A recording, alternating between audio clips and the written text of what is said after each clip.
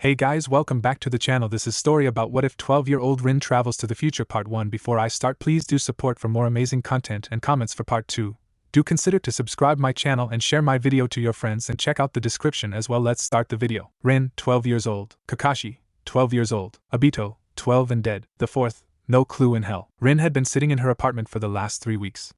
3 weeks ago, she had been rescued by her teammates, Kakashi and Obito. 3 weeks ago, Obito had been crushed by a rock Nin. 3 weeks ago, she transplanted one of his eyes into Kakashi. 3 weeks ago, he told her that he loved her. She felt terrible at the moment he said those words. She had never been kind to him since the formation of the team. She treated him like trash and swooned over Kakashi, who just ignored her. But he still loved her. Ever since his death, their team had been coping in their own way. The fourth had taken up reading his sensei's books. Kakashi showed up late for everything. And Rin, she just shut out the world and relived every moment of the time she spent with Obito, looking for the few moments she had shown him kindness. Why her? How could he have fallen in love with her? She was lost in this train of thought, when a knock came at her door. She didn't move. She just sat there staring at her feet. Suddenly, the door opened and there stood her sensei, the yellow flash. Rin, he said softly, you can't keep this up. People are worried about you. I'm less than trash, she replied. Why didn't I act more like a teammate to Obito? Why didn't I do more? The fourth just stood there letting her pour out all her emotions. Sensei, I want to go away. I can't stay here anymore. Everything just reminds me of him. I'm sorry but no, said the Hokage. We are at war right now. If you leave, you will be considered a traitor by the village and declared a missing Nin. If you stay here, you can do more for his memory. Missing Nins get killed on sight, right sensei? She asked with a small smile. She turned to fan her sensei, the look of defeat in her eyes. Maybe that wouldn't be so bad. The fourth raced over to her and grabbed her. This startled her. He had never done anything like this before. But then again, nothing like this had ever happened before. Don't think like that, he said in a stern voice. Obito gave up his to save yours. Don't throw it away after he did something like that. He let her go and began to walk away, when a thought came to his mind.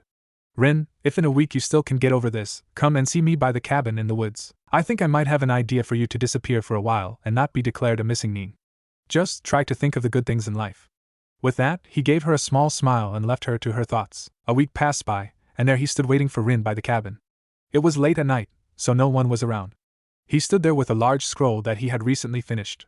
In it contained all of his jutsu knowledge. Soon, he would place one last item in it. Rin came running up to him. She was wearing a purple gi with a fishnet clothes underneath and black pants. On her back was her survival gear along with a few personal items. She looked overjoyed when she saw her sensei. I'm here, she said with a grin. She was happy that she would be able to go away and work out her problems. Well, let's do this, said the fourth as he unrolled the scroll. What's this for, sensei? I'm going to seal you into this scroll. Rin's sweat dropped. This wasn't what she had in mind. Come again? If you leave, you are a missing Nin. However, this scroll isn't going to be leaving the village. While you are in the scroll, time will stand still. No matter how long you are in the scroll, you will not feel hunger, get tired, or age. Basically, you will have all the time you need to get over Obito and any other feeling you might have. He hands her a picture.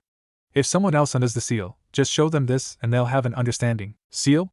Someone else? I've worked out a seal with the help of Jiraiya. The seal will only allow someone of my bloodline or his to unseal it. The picture is a safeguard, so if something happens to me, just show it to the new Hokage and he'll believe you are who you say you are and what happened. Who knows, I might die fighting a demon and my son will be the new Hokage and awaken you like in those fairy tales. He said the last part with a laugh. I pity whoever is related to you, sensei. Why? You're a little nutty and you like ramen too much, sensei. He shrugged and told her to stand in the middle of the seal. She did as she was told and was soon engulfed in a bright yellow light. The next thing she knew, she was in a world of whiteness. A few years later, ah crap, said the fourth as he saw Kyuubi attacking the village. I just had to tempt fate. Did I just say fate? Damn, I'm sounding like a Huga. My wife is going to kill me. He knew this day was coming for the last couple of days.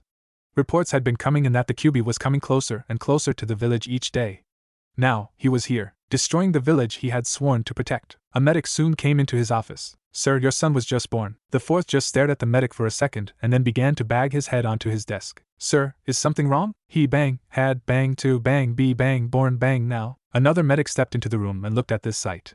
He took a deep breath. Sir, I'm sorry but your wife has slipped into a coma. The fourth looked up and stared at him. Well, at least she can't object to this. With that, he went down to where his son was and began to place a seal on the baby's chest using his blood.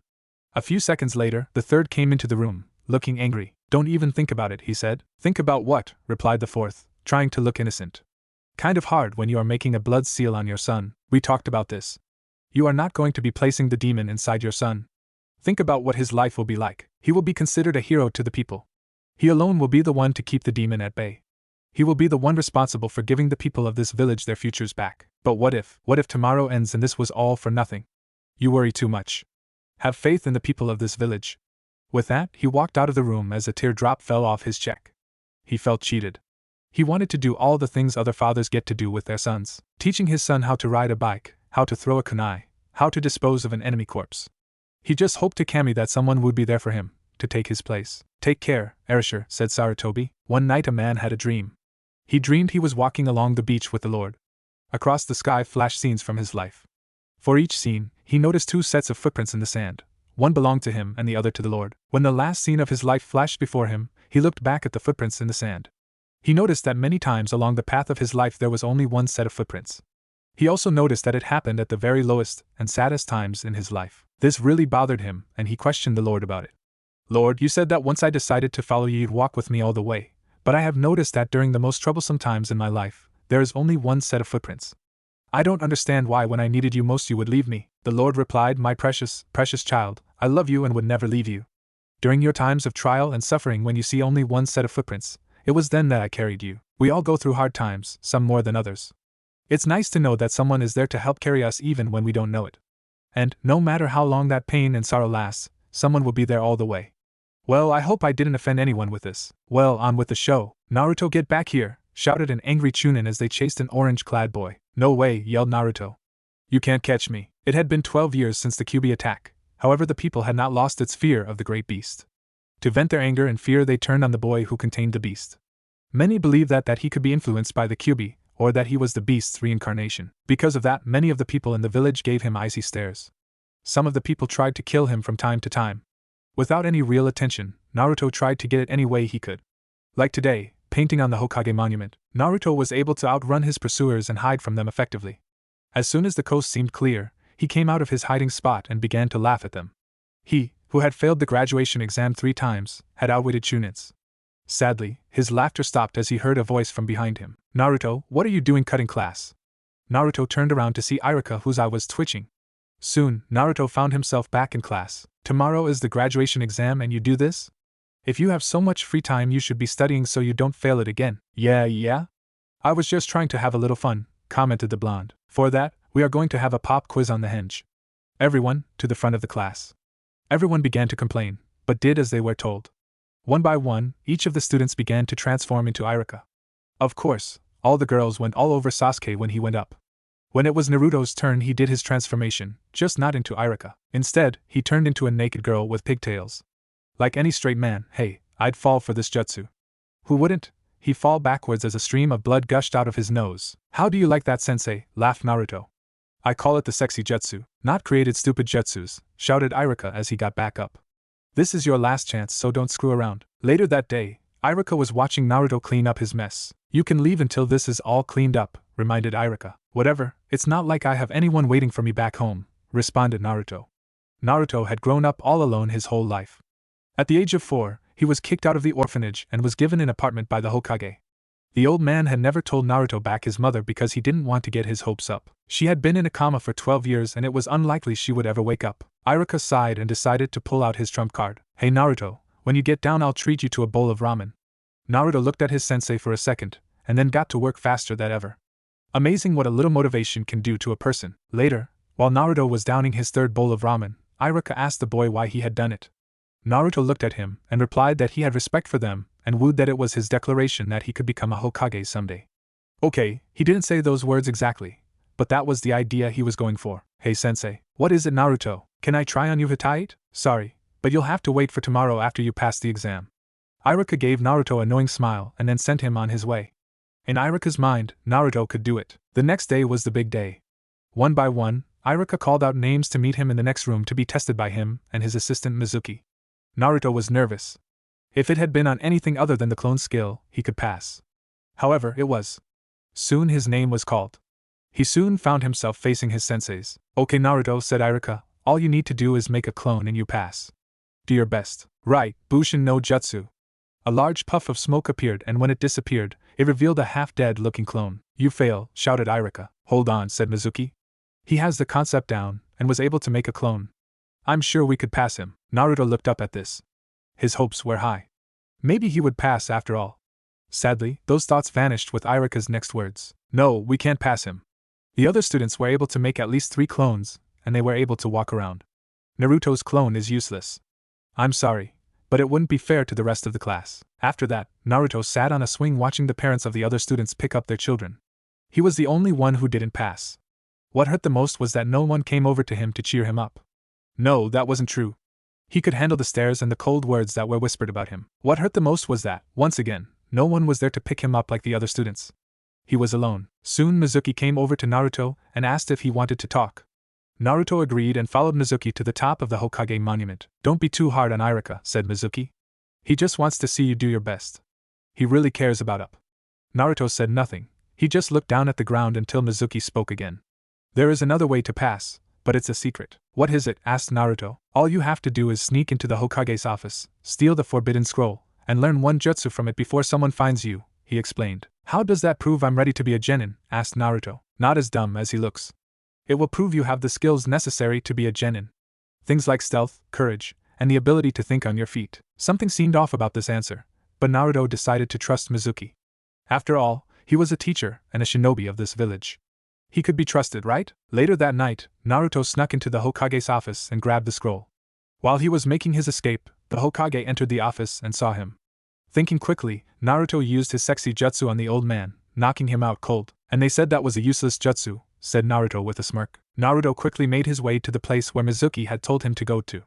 As soon as he got there, he opened the scroll and noticed a large seal on the first part. What the hell is this for? He said aloud. He began to think back to his previous lessons on seals. Luckily for him, he had been awake for that lesson. He remembered that most seals could be opened with a little bit of blood. Naruto shrugged, thinking this was part of the test, bit his thumb and pressed it against the seal. It suddenly began to flow a bright red color. He never got to finish the sentence as a young girl shot out of the scroll and landed on him. Naruto pushed her off of him, got up, and looked her over. From what he could tell, she was asleep. She appeared to be 12 or 13. She had short brown hair and had 2 orange marks on her cheeks. She was wearing a purple gi with a fishnet clothes underneath and black pants with a backpack on her back. Naruto leaned closer to her face, when all of a sudden, she opened her eyes. Wah! Shouted Naruto as he backed away from the girl. She got up on her knees and looked at the boy in front of her. He was wearing an ugly orange jumpsuit, goggles, had blonde hair, and blue eyes. Sensei, was all she said before she passed out again. To say Naruto was confused would have been an understatement. Part of him wanted to run away and the other wanted to stay to find out who she was. Making up his mind, he went over to the girl and made sure she was all right. After checking her vitals, he decided that she was just tired and asleep. Content with this, he pulled the scroll over to her and began to read about shadow clones. It was about an hour later when Irika showed up. He was expecting only Naruto to be there, but not a sleeping girl as well. Naruto looked like he was exhausted. Hey Irika-sensei, looks like you found me, said Naruto with a laugh. Naruto, what are you doing here and who is she? Don't know, said Naruto as he scratched the back of his head. She just popped out of the scroll. And the reason I'm here was to pass that special test. I only managed to learn one jutsu though. What special test? Asked the dumbfounded teacher. The one Mizuki-sensei told me about. He said all I had to do was steal the forbidden scroll and learn one jutsu, and I could become a genin. Naruto, began Irika, but stopped when he sensed Mizuki appear on a tree branch above them. I see you found him first, said Mizuki with a smug look on his face. What's going on, sensei? Asked Naruto. Naruto, Mizuki lied to you, said Irika as he pulled out a kunai. He used you to steal the forbidden scroll for himself. Naruto, said Mizuki with an evil look in his eyes, have you ever wondered why you are hated? Would you like me to tell you? Why? Asked Naruto. Don't, shouted Irika. It's because you are the 9-tailed fox Kyubi no Kitsune, said Mizuki with a look of glee on his face. What? That's impossible. Think about, said Mizuki. Why do you think everyone hates you? Your birthday is October 10th, the same day as the day the Kyubi attacked. And those whisker marks. And what about the names all the villagers call you? Face it, you are the demon fox. Even Irika hates you because you killed his parents. Naruto fell to his knees. This was too much for him to take in. But it was beginning to make sense. Seeing Naruto in this state, Mizuki flung one of his giant shurikens at Naruto. However, it impacted the back of Irika. Irika-sensei, why? Asked the demon vessel. Naruto, I'm so sorry. I was the same as you. I know what it feels to be all alone. When my parents died, I became the class clown so people would notice me and my grades slacked. I'm so sorry I never helped you when you really needed it. With that, Irika fell down. In pure panic, Naruto grabbed the scroll and ran away. Mizuki soon began to chase him, and shortly after that so did Irika. Rin let out a big yawn as she got up and stretched. She felt rested and refreshed. Realizing that she was out of the scroll, she looked around for her sensei. Where is sensei? And why the hell did he take so long to get me unsealed? Rin then noticed 3 chakra signatures close by and decided to check them out. She hoped one of them was her sensei. When she caught up to the signatures, she saw a person in a chunin vest with brown hair and a scar on his nose turned into a chunin with blue hair. She decided to hide and find out what was going on. How did you know I wasn't Irika? Asked Mizuki. Then, the other person, a boy in an orange jumpsuit, turned into the scared chunin. Because I'm Irika. I don't see why you're not helping me kill that monster. He killed your parents. You saw the way he looked. That was the loom of a monster with no remorse for the lives he has taken. Help me kill him and together we can take the scroll and become powerful. You're right, said Irika. Monsters do kill without remorse and they do terrible things. In his hiding place, Naruto began to sink into despair. Irika thought of him as a monster as well. However, he was amazed at what he said next. But that's not what Naruto is. He's nothing like the demon fox. He is a kind and hard-working boy that everyone ignores. He is one of the finest students I have ever taught, and will become a great shinobi one day. You are a fool, Irika. Now die, said Mizuki as he reached to his back to pull out his other shuriken. However, it wasn't there. What the hell? Looking for this, said Rin as she strolled out of her hiding place into view. Now, what's this I hear of a demon fox? Just then, Naruto rushed over to his sensei. I'm sorry, sensei, he said. That's okay, Naruto. That's the demon fox right there, said Mizuki as he pointed at Naruto. The fourth sealed it inside a newborn baby and the demon fox took over.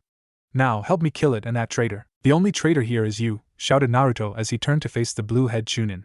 If you lay one finger on my sensei, I'll kill you. I'd like to see you try, said the cocky chunin. Fine, shadow clone jutsu. Suddenly, the entire forest became orange. My eyes can't take it. So many ugly jumpsuits. Well, it was then the beatdown began. When Naruto was finished, he turned to see the girl who had appeared out of the scroll treating Irika's wound. Are you okay, sensei? Asked Naruto. Yeah, I'll be alright, replied his sensei. Of course he'll be alright, said the girl. I'm treating him after all. Now, where is my sensei? I didn't see him when I woke up. He was supposed to be here when I got unsealed. I unsealed you, said Naruto meekly. What? But he said only he or one of his family members could undo the seal. Well, I don't know about that, but I'm telling you I unsealed you. As Naruto said this, he began to scratch the back of his head. Rin's eyes grew wide. Airshur used to do the same thing. In fact, Naruto looked just like him. Crap. I must have been gone too long. So, where is the fourth? He's dead, replied Naruto. He died 12 years ago. When she heard that, she sank into a corner of the meadow looking depressed. Hey Naruto, close your eyes, said Irika. Naruto complied, and when he opened them, he noticed the Irika's Hittite was no longer on Irika's head. It was his. Naruto began to jump for joy and his happiness was infectious. Rin looked over at this happy sight. I'm glad you became a shinobi, she said as she walked over. My name is Rin. I'm Naruto Uzumaki, the next Hokage. Sarutobi looked at the scene unfolding in his crystal ball. The girl did look a lot like Rin, but she should have been much old. Suddenly, a medic burst into his room. Lord Hokage, something incredible just happened. What is it? The fourth's wife just woke up. The old man just stared at him. Oh shit, was all he said. Momiji Uzumaki opened her eyes for the first time in 12 years. She slowly looked to her right, and then her left. She then let out a sigh. The last thing she remembered was the Kyuubi's attack and her going into birth. Talk about stressful. Wait a minute, birth? She quickly looked at her chest area and her eyes became dish plates. How long was she out?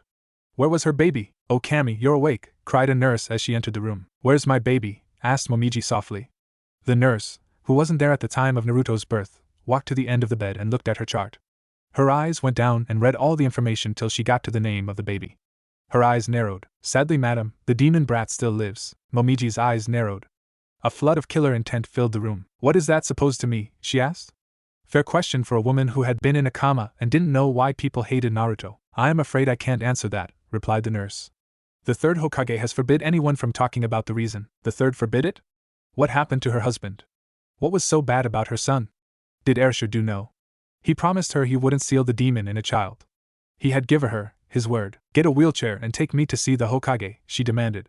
He and I need to have a little chat. Ma'am, you just got out of a coma. You shouldn't move for at least she was cut off as a bone spear shot out Momiji's arm and hit the wall next to her. A bead of sweat dripped off her chin as she stared at the angry mother in her hospital bed. I'm feeling much better, she said coldly. Now, get that damn wheelchair and tell the Hokage that I'm coming. The Hokage was cringing in his office. They say hell has no fury like a woman's scorn. Well, that fury is nothing compared to a mother's rage. The Hokage knew this, and the mother he was currently dreading, when angry, made Anko seem like a sweet little schoolgirl. In short, he was screwed. Erasure, why do I get the feeling you died just to escape her wrath? Said the old man, looking up at the ceiling. Just then, the door to his office began to open in slow motion. The old man began to sweat bullets. He clenched his heart. His skin started to pale. This was it. The door was fully opened and Naruto ran into the room, followed by Iruka and the girl called Rin.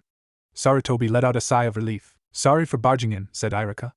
I brought Naruto as quickly as possible, and he really wanted to see you. Hey old man, said Naruto suddenly. You should have seen me. I mastered the shadow clone jutsu and beat up Mizuki. Yes, I know all about that, Naruto, replied the third. I was very impressed that you were able to learn that jutsu in such a short amount of time. I approve of Iruka's decision to make you a genin. Naruto was grinning from ear to ear. Sarutobi then looked at Rin. Now, who are you and where did you come from? I'm Rin, you old man. My sensei was Erasure and my teammates were Obito and Kakashi.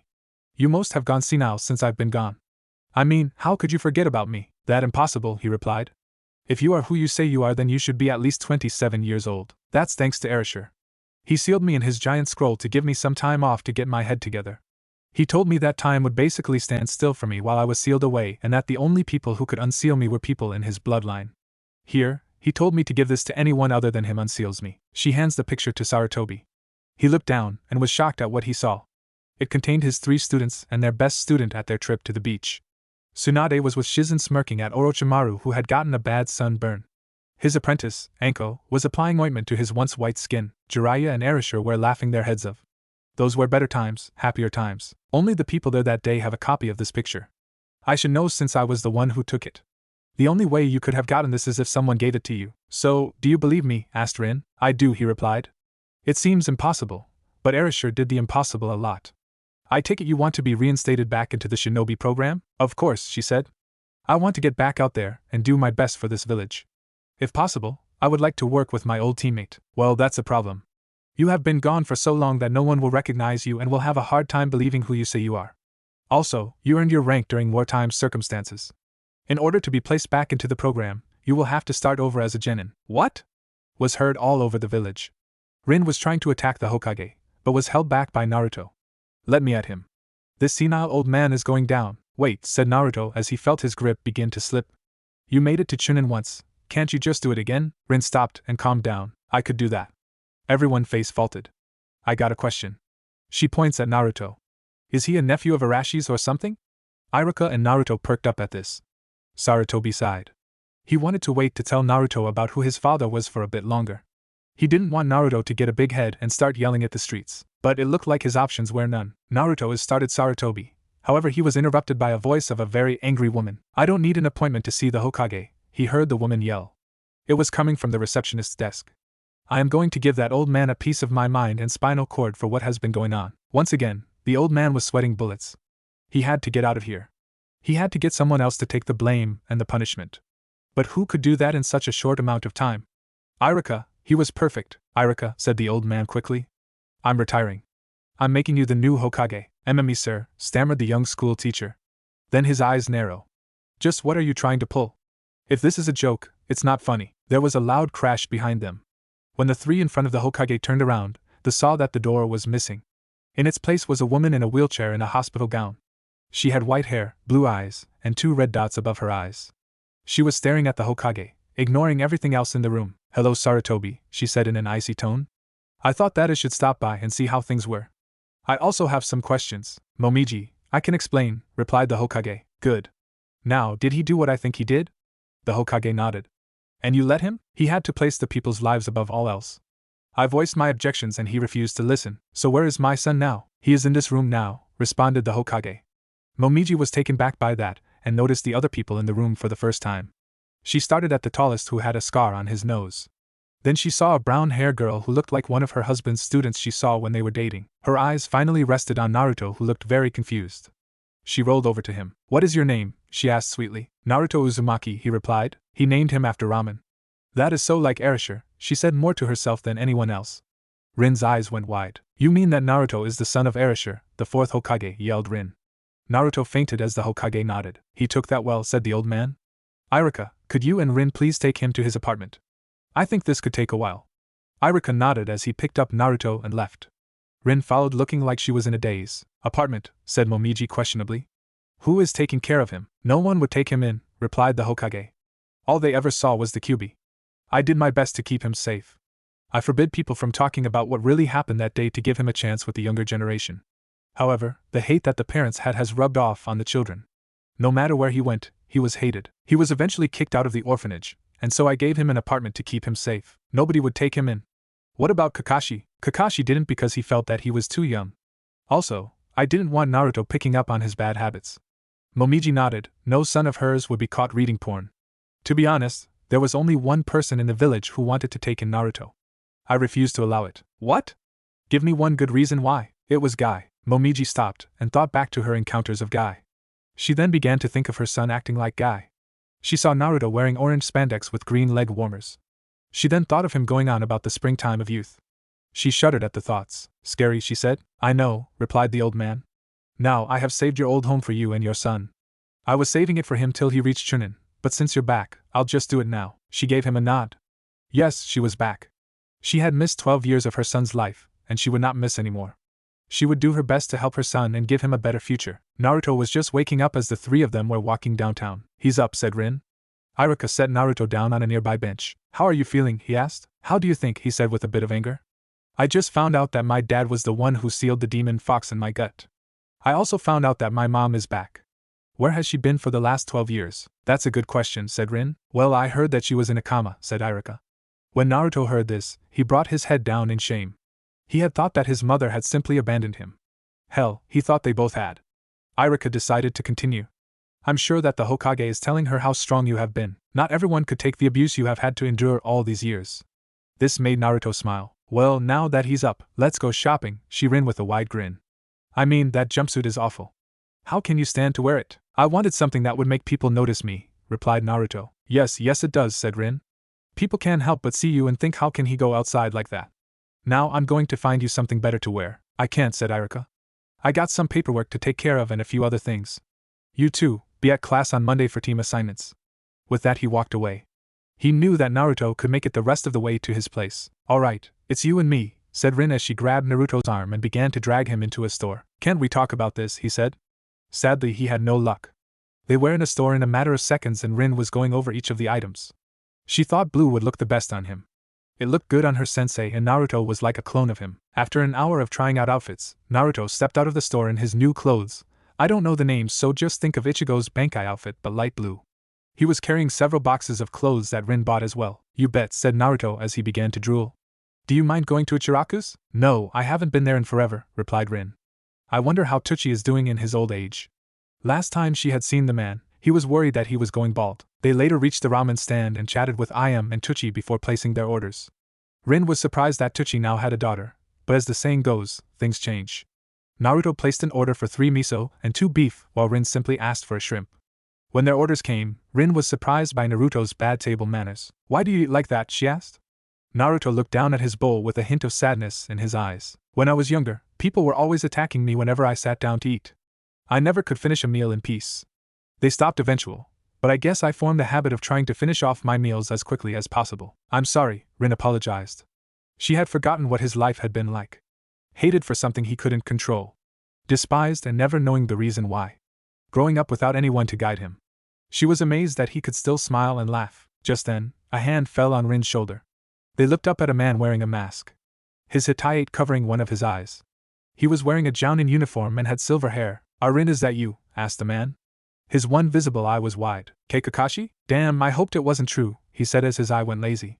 He then pulled out an orange book from his back pocket and began to read it. I was hoping you would have at least come back with bigger breasts. An angry aura surrounded Rin. Her eyes turned blood red. Everyone in the vicinity thought that she had some kind of bloodline limit. Is that so, pervert? Rin sent a powerful punch at Kakashi, sending him ricocheting off several buildings. Naruto found it odd that the man named Kakashi never let go of his book the whole time. Rin went back to the stand and asked for several more bowls. Who was that? Asked Naruto as Rin finished her 4th bowl and had calmed down. My old teammate, she said. I used to have a crush on him, but he just ignored me. Kami, I was so stupid. I know how you feel, said Naruto. I had a crush on this girl in my class. She would always turn me down and only talk about Sasuke. That's all anyone ever talks about, how great Sasuke is. Wow, said Rin. It looks like history is repeating itself. Naruto looked confused and Rin decided to explain better. Kakashi was always the center of attention back at the academy. He was the one all the girls wanted. I stalked him everywhere. She gave a light chuckle. I was such a fool. He never cared about me or anyone, not until someone died, that is. Naruto began to think of Sasuke following Kakashi's footsteps. He began to laugh at the thought of Sasuke carrying porn wherever he went. He turned to Rin and saw that she was looking a little down. Hey, said Naruto suddenly as he paid for the meal. I want to show you something. Later, Rin found herself on top of the fourth head on the monument. The scene was beautiful. This is where I like to come and think about things. Not that many people like to come here because it's a long walk. Also, at night it gives you the best view of the stars. Rin was staring at Naruto as he said this. She had to admit, it was an amazing sight. Also, she found it odd that he chose this spot to sit on. Naruto, why this head? Well, I want to be more like the fourth. I mean, my dad. Why? He was the strongest Hokage ever. He gave his life for the people of this village, and everyone respected him because of that. That's why I want to be a Hokage. It's my way of proving I exist, and will make the people respect me. I will become stronger than he was. Rin just stared at him. Become stronger than Erasure, was that possible? She then noticed the look in his eyes. Full of determination and pride, but no arrogance. She felt safe looking in those eyes. Is there something on my face? He asked when he noticed her staring at him. No, she said while blushing. I just got lost in thought, that's all. So this is where you went, said the old man as he appeared behind them. Rin's face went beet red for reasons she didn't understand. What do you want, Gramps? Asked Naruto. I came to show you to your new home, he replied. Your mother wants it cleaned up by the time she is fully recovered. Rin and Naruto got up and followed the Hokage back towards the town. Hey old man, asked Naruto suddenly, how did my parents meet? Well, Momiji was brought to this village by your father. She had run away from her clan and was caught up in a battle between the Leaf and Rock Nin. She was powerful, but weak due to her travels and lack of food. Your father brought her back and helped nurse her back to health. She had left her clan because they enjoyed killing too much and had massacred several small villages. That love for battle caused them to attack the Mist Village and they were wiped out. As far as I know, you and your mother are the only ones left with the Shikatsumiyaku. What's the Shikatsumiyaku? Asked Naruto. It's your mother's clan's bloodline limit. She said it should be awakening in you soon and she'll talk to you about it more. Naruto was in awe. He had a bloodline limit. They soon reached his new home. It looked like a simple two-story Japanese-style house with a dojo on the side. Where will Rin be staying? Asked Naruto as he set down the clothes he had been carrying. With you and your mother, he replied. Rin was about to object, but the Hokage cut he off. The only place with rooms available is Naruto's old apartment building. It is in no condition for you to live in, Rin. But it was for me, asked Naruto darkly. It's different. I'm sure you didn't mind the cockroaches and funny smells. The old man got his answer as Naruto's eye began to twitch. Well, I got paperwork to do. Oh, tomorrow you will be taking your identification picture. Be at the Hokage Tower by 5 o'clock. And with that, he left the two preteens alone. On a different note, I have been reading a lot of banishment stories. Most of them take place after the Valley of Ends bit, and no matter how it turns out, Naruto is banished. When he comes back, there's Sasuke and he's next in line to become Hokage. What is with that? If Orochimaru walked up and said sorry, would they forgive him? No, but Sasuke is so precious to them. It makes me sick. Sick, I tell you. Well, I'm putting Sasuke with Naruto. Now before you jump down my throat, I have my reasons. I like it when Naruto saves that piece of shit's life. Also, it helps with the rivalry between them. Well, talk more at the bottom. It was early the next morning and Momiji was feeling much better. Thanks to the advancements made in medical jutsus, her muscle strength was returning much faster than normal. By the end of the weekend, she would be able to leave and start spending time with her son. As if on cue, he appeared at her door with some flowers. She noticed his change of clothing and was glad. Orange and ninjas don't go tighter. Morning, Ms. I mean Mom, he said as he walked in. Sorry, this is going to take some getting used to. I understand, she replied. It was then that she noticed something new on the boy's forehead. There were 2 red dots above the boy's eyes. Naruto, when did you get those? I think last night. I had the weird dream that the village was made of bones and stuff. When I woke up, I had a huge headache. I saw them on my forehead when I was washing my face. What are they? They are the marks of my family's clan. Since they have shown up, it means that you will be able to use the Shikatsumiyaku. Really, beamed Naruto. I can't wait to see what it does. It is very powerful. However, it isn't easy to master. I will take a lot of hard work in order to fully master it and use it in combat. Don't think of it like it's a shortcut. Naruto looked down at the ground. He felt like he had disappointed his mother somehow. Seeing this, Momiji decided to change the topic. So tell me about yourself. I want to know everything that has been going on in your life. Naruto began to tell his mom about his life starting at the orphanage. He told her about the pranks he pulled and the number of times he escaped from the Chunins. He told her about the people who had treated him decently and the ones who just tolerated him. He tried to avoid the number of beating he had gotten over the past because he didn't want to sound like he was whining. But in the end she convinced him to tell her about them. Lastly, he told her about the people in his class and how excited he was to finally become a shinobi. "I'm very proud of you, Naruto," she said when he was done. "Not many people would have been able to take the kind of treatment you have had to endure. Your father would have been proud." "What was he like?" asked her son. "How can I put this?" she said as she closed her eyes as she thought about it. "He was a complete idiot." "What?" shouted Naruto. "But all the history books say he was awesome. How could he have been an idiot?" "Well, that's their opinion. True, he was a genius on the battlefield, but that's where it ended. The man was hopeless. He was loud, loved ramen too much, and got over-emotional at the worst times. But I loved him. He was a fair man who treated everyone with respect, even if they didn't deserve it. He forgave others and tried his best to help those in need." "Wow," said Naruto. "But why did he seal the QB inside of me?" "Believe me, I did my best to talk him out of it. When we first heard that demon was coming, he decided that sealing it in a newborn child was the best way to go. I argued that it would be unfair to the child. He said that the people would see the kid as a hero. I was more rational. But I also had a bad feeling that you would be the one he would choose. Airshire would never force something like this on someone else unless he would be willing to do it himself. So, you knew that whoever got the QB sealed up and would be mistreated. It was the same thing in Water Country. People with bloodline limits are shunned there for something they couldn't control. I knew it would be the same thing here, so I put my foot down and made his swear that he wouldn't do that." After that, the two talked for hours. After all, they had a lot of catching up to do. Naruto soon learned about his mother's clan and its bloody history. He also learned more about his father and couldn't help but notice the comparisons between them. Soon, it was 4:30 and Naruto had to get going. "Sorry Mom, but I have to go. I have to get picture taken." He gave her a big grin. "Well, you have fun. Also, I want you to be careful once you start going on missions. You don't have to worry about me," he said with the utmost confidence in his voice. "I'm awesome." With that he left. Later, Naruto saw in the waiting hall after getting his picture taken. He had wanted to put on some cool makeup, but Rin convinced him otherwise. Instead, he opted for make the peace symbol with his foxy grin.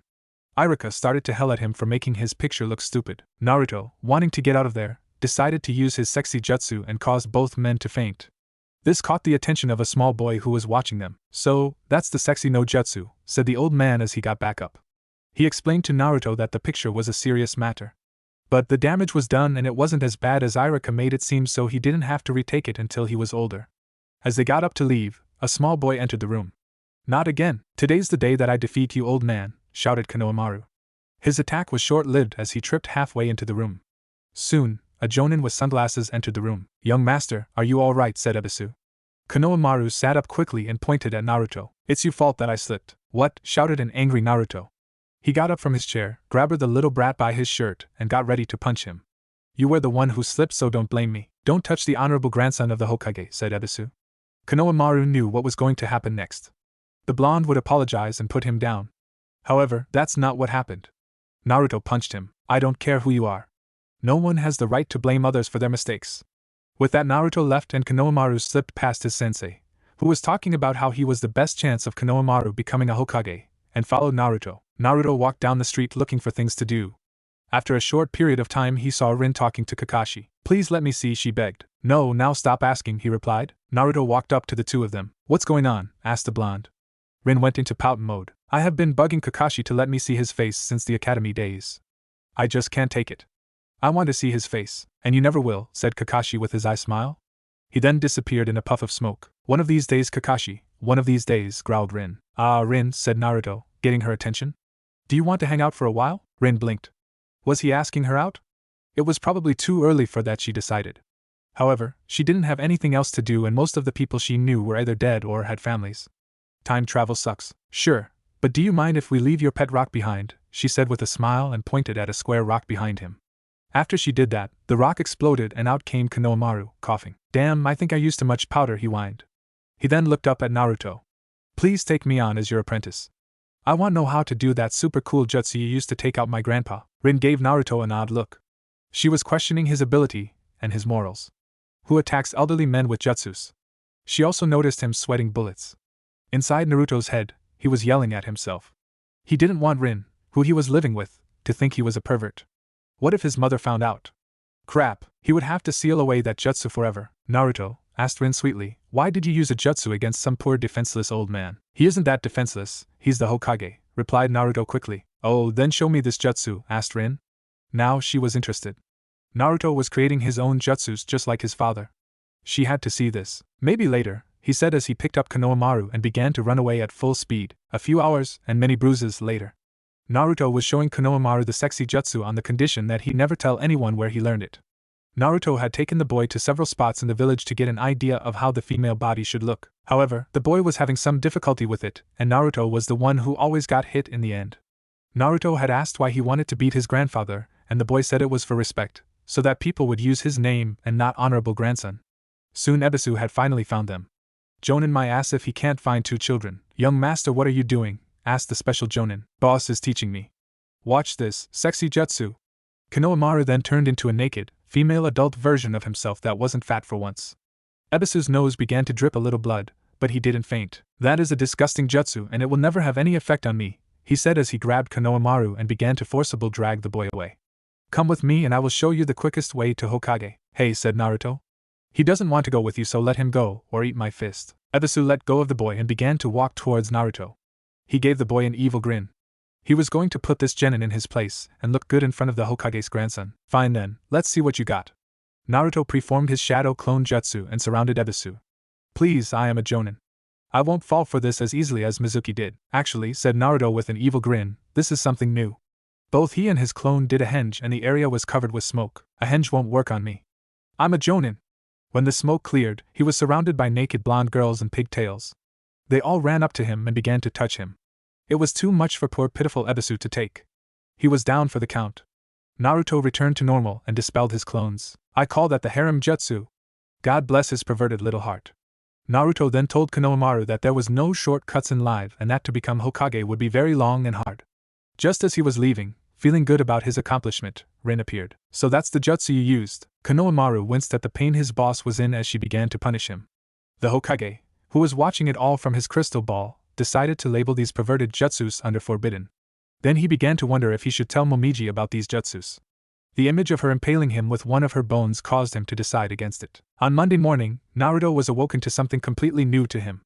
The sounds and smells of breakfast being made. Naruto got out of bed and began to get dressed. He was in the room that he guessed was meant for him. It was the room filled with baby stuff. He had moved its original contents and replaced it with his stuff from his apartment. While doing this, he got the feeling that his dad had decided on his name a long time ago. On the back of several of his baby clothes was his name. Putting on his new light blue outfit and tying on his forehead protector, he went downstairs. When he reached the kitchen, he saw his mother making pancakes, bacon, and eggs. Mom, you're back, he said happily. She turned to face him and gave him a grin. I got out late last night. Could you please help set the table? Naruto began to get to work and so Rin came down dressed in a new outfit. After she finished beating Naruto, she decided to blackmail him. In exchange for not telling his mother that he knew perverted jutsus, he would take her on another shopping spree. She was now wearing black pants, a white gi with fishnet underclothes, and a black sash. She smiled as she said good morning to everyone and they soon began to eat. They were soon at the academy and Rin was a little nervous. She didn't know any of these people and felt them staring at her. She noticed a brooding Uchiha in a corner, a quiet Aburame, and a shy-looking Huga. They all looked at her and noticed she was with the class loser. No, I don't care. Wait, did she just step on a bug? She must die. No, wait, that was a raisin. I'm back to not caring. Sasuke, since when has any girl been close to that loser? She probably just pities him. She must be new since she hasn't hit on me yet. Just wait, Itachi, I'll defeat you and then make all the girls of this village mine. That will prove I'm better than you. I mean, I have never seen you with a girl. Not once. Hinata, what is going on? I'm the only one who should like him. Back off, bitch, he's mine. Wait, calm down, it's not like they're living together or anything like that. She'll probably go after Sasuke and then he'll be all mine again. Naruto, is there something on my face? Everyone is looking at me. Oh well, hey, what are you doing here? Asked Kiba as Naruto took a seat near him. I thought you failed. I took a makeup, said Naruto. Rin then sat down next to him and Naruto introduced her to Kiba. Suddenly, Sakura and Ino came barging in the door. It was another one of their odd attempts to get Sasuke to notice them. Naruto thought back to when he liked Sakura and sighed. He never stood a chance in hell. Soon all the girls were ganging around Sasuke, who simply ignored them. Naruto got up and jumped in front of the Uchiha. I don't like you, said Naruto. The two began their glaring match. What's going on? Rin asked Kiba. The morning glaring ritual, he replied. They do this every morning. Sakura, who was angry at Naruto for getting in the way of true love, tried to push him out of the way. Sadly, Naruto landed on Sasuke and their lips touched. Gagging soon followed. Naruto, that was disgusting. Damn him, he stole my first kiss. Why him of all people? He takes all the attention, all the girls, and now my first kiss. He's dead. Sasuke, why did that feel good? Calm down, this doesn't mean anything. I mean, sure, I have never kissed a girl even though I am surrounded by them 24/7, but that proves nothing. You'll pay Uzumaki. I'll take that girl you were with and rub it in your face. I will have my revenge. Still, the kiss was nice. Rin was having a case of deja vu. The same thing happened to Obito and Kakashi back in their time. Luckily, Kakashi wore his mask back then. Soon Iruka came into the room and began to announce teams. Team 7 will be Naruto, Rin, and Sasuke. Team 8 will be Kiba, Shino, and Hinata. Team 10 will be Ino, Shikamaru, and Choji. Naruto didn't mind it much. At least Rin was nice most of the time. Wait a minute, cried Sakura. What about me? Why does the new girl get to be with Sasuke and I'm just kicked out? The Hokage has decided to start up a medic program like Tsunade originally requested. Since you have the highest grades and best chakra control, you have been selected to be the first in this new program. Sakura hung her head low until a light clicked in her big head. If she was the first and did well, then Sasuke might like her more. Now for your Jonin instructors. Team 10 has Asuma Sarutobi. Team 8 has Kurina Yuhi. And Team 7 has, before he could finish, a large mass shattered the glass widow. Soon, it became a woman with purple hair and a trench coat standing in front of a banner that read, Anko Mitarashi, Jonin Sensei To Team 7. Iruka sighed. She was early again. Well, better than being late. All right, maggots, she said. To the roof. Let's go, Omake. Wait a minute, cried Sakura. What about me? Why does the new girl get to be with Sasuke and I'm just kicked out? There was a knock on the door and Iruka went to open it. There was nothing there, just blackness and a hand holding a letter. Iruka grabbed the letter and then closed the door. He went back to where he had been standing and read the letter out loud. From the author. I don't like you. What? She screamed. How can anyone not like me? Suddenly, words appeared on the blackboard. Shino, reluctantly, volunteered to read it. From the author, you are useless. Name one skill that you have. Tell me. You have none. Now sit in the corner and be quiet or else. I dare you to try something, she said. As soon as those words were uttered, a tape player appeared in front of her that said please press play. She did. Soon, one of my favorite songs began to play. Sakura's a bitch, she's a big fat bitch, she's the biggest bitch in the whole wide world, she's a stupid bitch. If there ever was a bitch, she's a bitch to all the boys and girls. On Monday she's a bitch, on Tuesday she's a bitch, on Wednesday through Saturday she's a bitch, then on Sunday just to be different, she's a super King Kong mega bitac. Have you ever met Sakura? She's the biggest bitch in the whole wide world, she's a mean old bitch, she has stupid hair, she's a bitch, bitch, bitch, bitch, bitch, bitch, bitch, bitch. Bitch, bitch, bitch, bitch, bitch, bitch, she's a stupid bitch, Sakura's a bitch, and she's such a dirty bitch. Talk to kids around the world. It might go a little something like this, sung in 3 different languages by other children who appear out of nowhere. Have you ever met Sakura? She's the biggest bitch in the whole wide world, she's a mean old bitch, she has stupid hair, she's a bitch, bitch, bitch, bitch, bitch, bitch, bitch, bitch, bitch, bitch, bitch, bitch, bitch, bitch, dot, she's a stupid bitch, Sakura's a bitch, and she's such a dirty bitch. I really mean it, Sakura. She's a big fat, fucking bitch, big old fat fucking bitch. Sakura Yahakia. Sakura. Hell, the whole class was silent. Then my voice came on the loudspeaker. Take that. Iruka let out a sigh. Damaged window, 11,000 Rio. Dents in the floor from kunai, 10,000 Rio. Being behind Anko as she scares your class senseless, priceless. Anko, he said, you're early? You don't meet your team until after lunch. Anko's sweat dropped. She then looked at the students and sized them up. She saw a fat kid, a lazy kid, a couple of blondes, a pissed-off girl with pink hair, a shy girl, a brooder, a kid with sunglasses, a kid with a dog on his head, and several others that seemed boring. Weak-looking crop this year, she said to Iruka. This earned her several glares from the students. She then turned her attention back to them. Well, go eat lunch and then get your asses back here. With that they began to leave. As the last one went out the door, she smirked in Iruka's direction. So, want to go get lunch? Sorry, stammered Iruka, but I have to meet with the new teacher today. This was true and it was a very good excuse. He didn't mind Anko at all, it's just that he didn't want to ruin their friendship with her. Ever since his parents' death and Orochimaru abandoning her, they had become friends because they knew what it was like to be alone and to have their worlds destroyed by monsters. Anko let out a sigh and walked calmly out the door. Once she was out of sight of everyone in the area, she punched the wall. She didn't know why she bothered. Every day she got the glances and hated stares of everyone in the village simply because who her teacher had been. It wasn't like she knew beforehand what he was going to do. The only person who was really there for her was Iruka. Sure, she had other friends, but he was different and a bit more caring. Also, she just wanted to be treated like a woman and not a shinobi. To go on a date, and wear a dress that wasn't so skimpy.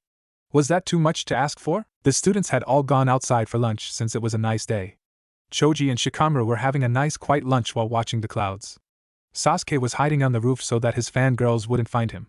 Kiba was feeding Akamaru and Shino was watching an ant mound. Rin was deciding what to do when a blonde girl in a purple outfit with bandages came up to her. "Would you like to eat with us?" she asked as she pointed to where the girls were sitting. Rin thought about it. It would be a chance to meet others and make some friends. The only person she knew around here was Naruto, and he had gone to get some ramen. "Sure," she said with a smile. She then followed the blonde over to where the others were sitting. The spot was under a tree that had a rope swing. When she got there, she said hello to everyone and opened up her lunch that Mrs. Uzumaki had made for her. The meal consisted of a couple of rice balls, juice, some bread, and mixed fruit. "So, your name is Rin?" asked the pink-haired girl. Rin nodded. "I'm Sakura." "That's Ino," points to Ino, "and his is Hinata," points to Hinata. "So, are you new to the village?" "No," said Rin with a thoughtful smile. She knew they were curious about her, and would be trying to get as much information as they could. Rin knew she would have to be careful not to say too much. "I have just been away for a long time." "So when did you get back?" asked Ino. "A couple of days ago," replied Rin. "Why did you see come in with Naruto?" asked Hinata. Rin was really taken back by this. It wasn't the question but the fact that she was talking to a stuttering Huga. She had met many different Hugas in the past, and they were either arrogant or wouldn't stop talking about fate. Rin was so confused that she gave away too much information. "Oh, well, we walked her together after we had breakfast," she answered, then regretted it. "Oh shit. Now they are really going to be going at it. Damn that girl, she threw me off my game." She was right. All the girls were amazed by this. Naruto had breakfast with a girl? This did answer a few questions like why he wasn't wearing that orange jumpsuit. Of course, other questions came to mind. How did they know each other? Did she like him? Why didn't she like Sasuke? And so on and so on. "So how did you two meet?" asked Ino as she moved behind the girl to keep her from escaping. "Well, I ran into him when I got back into town, and we just hung out afterwards." "So you took him shopping," said Sakura. Rin nodded as she took a bite out of her rice ball. "It's about time someone did. I tell you that he is just so hopeless. The way he acts sometimes really gets on my nerves. I mean, the only reason he gets away with half the stuff he does is because he doesn't have parents to ground him." Rin looked at her and let out a bit of killer intent. "That's unfair. His mother was in a coma, and his father died the day he was born." "Wait," said Ino, "his mother was in a coma? Did she wake up?" "Yes," said Rin. "She woke up around the same time I got back. She's really a nice lady, and having her back takes a huge load off Naruto's shoulders. He now has someone to care for him and give him what he has been missing." "Why, you sure seem to know a lot," stated the Huga girl. "I was an orphan as well," replied Rin. "I used to dream about having parents, but it never came true. I guess that's how I know how it feels to go on in life with no one watching out for you. No one saying goodnight to you when you go to bed. No one helping you when you are stuck on a homework assignment. It's nice watching them as they try to make up for lost time. Also, Naruto may seem like a pain at times, but he's very nice once you get to know him. But he's not as cool as Sasuke. Also our parents." She was cut off as Rin grabbed her food and stood up. "He may seem cool with the I don't care attitude, but trust me, he's just being a jerk. Also, have any of you ever tried to get to know him? Do you know why your parents don't like him? No, well fine then. Just follow the crowd and don't think for yourselves." With that, Rin stormed away to finish her lunch in peace. At that time, Naruto had finished his second bowl of ramen. He had eaten the lunch his mother had made him on the way to class and was now hungry again. Damn the ramen monkey of his shoulder. He decided to order one more bowl and then hurried back to meet his new sensei. Iruka was at his desk waiting for the new instructor to show up. Mizuki was supposed to have taken this job, but now that was no longer possible. As he sat there, he began to worry about Naruto. Having Anko as his sensei seemed like a bad idea. What if he started to pick up her bad habits? How would the villagers react when they found out about it? What if Anko lost her cool around him and decided to use him as target practice?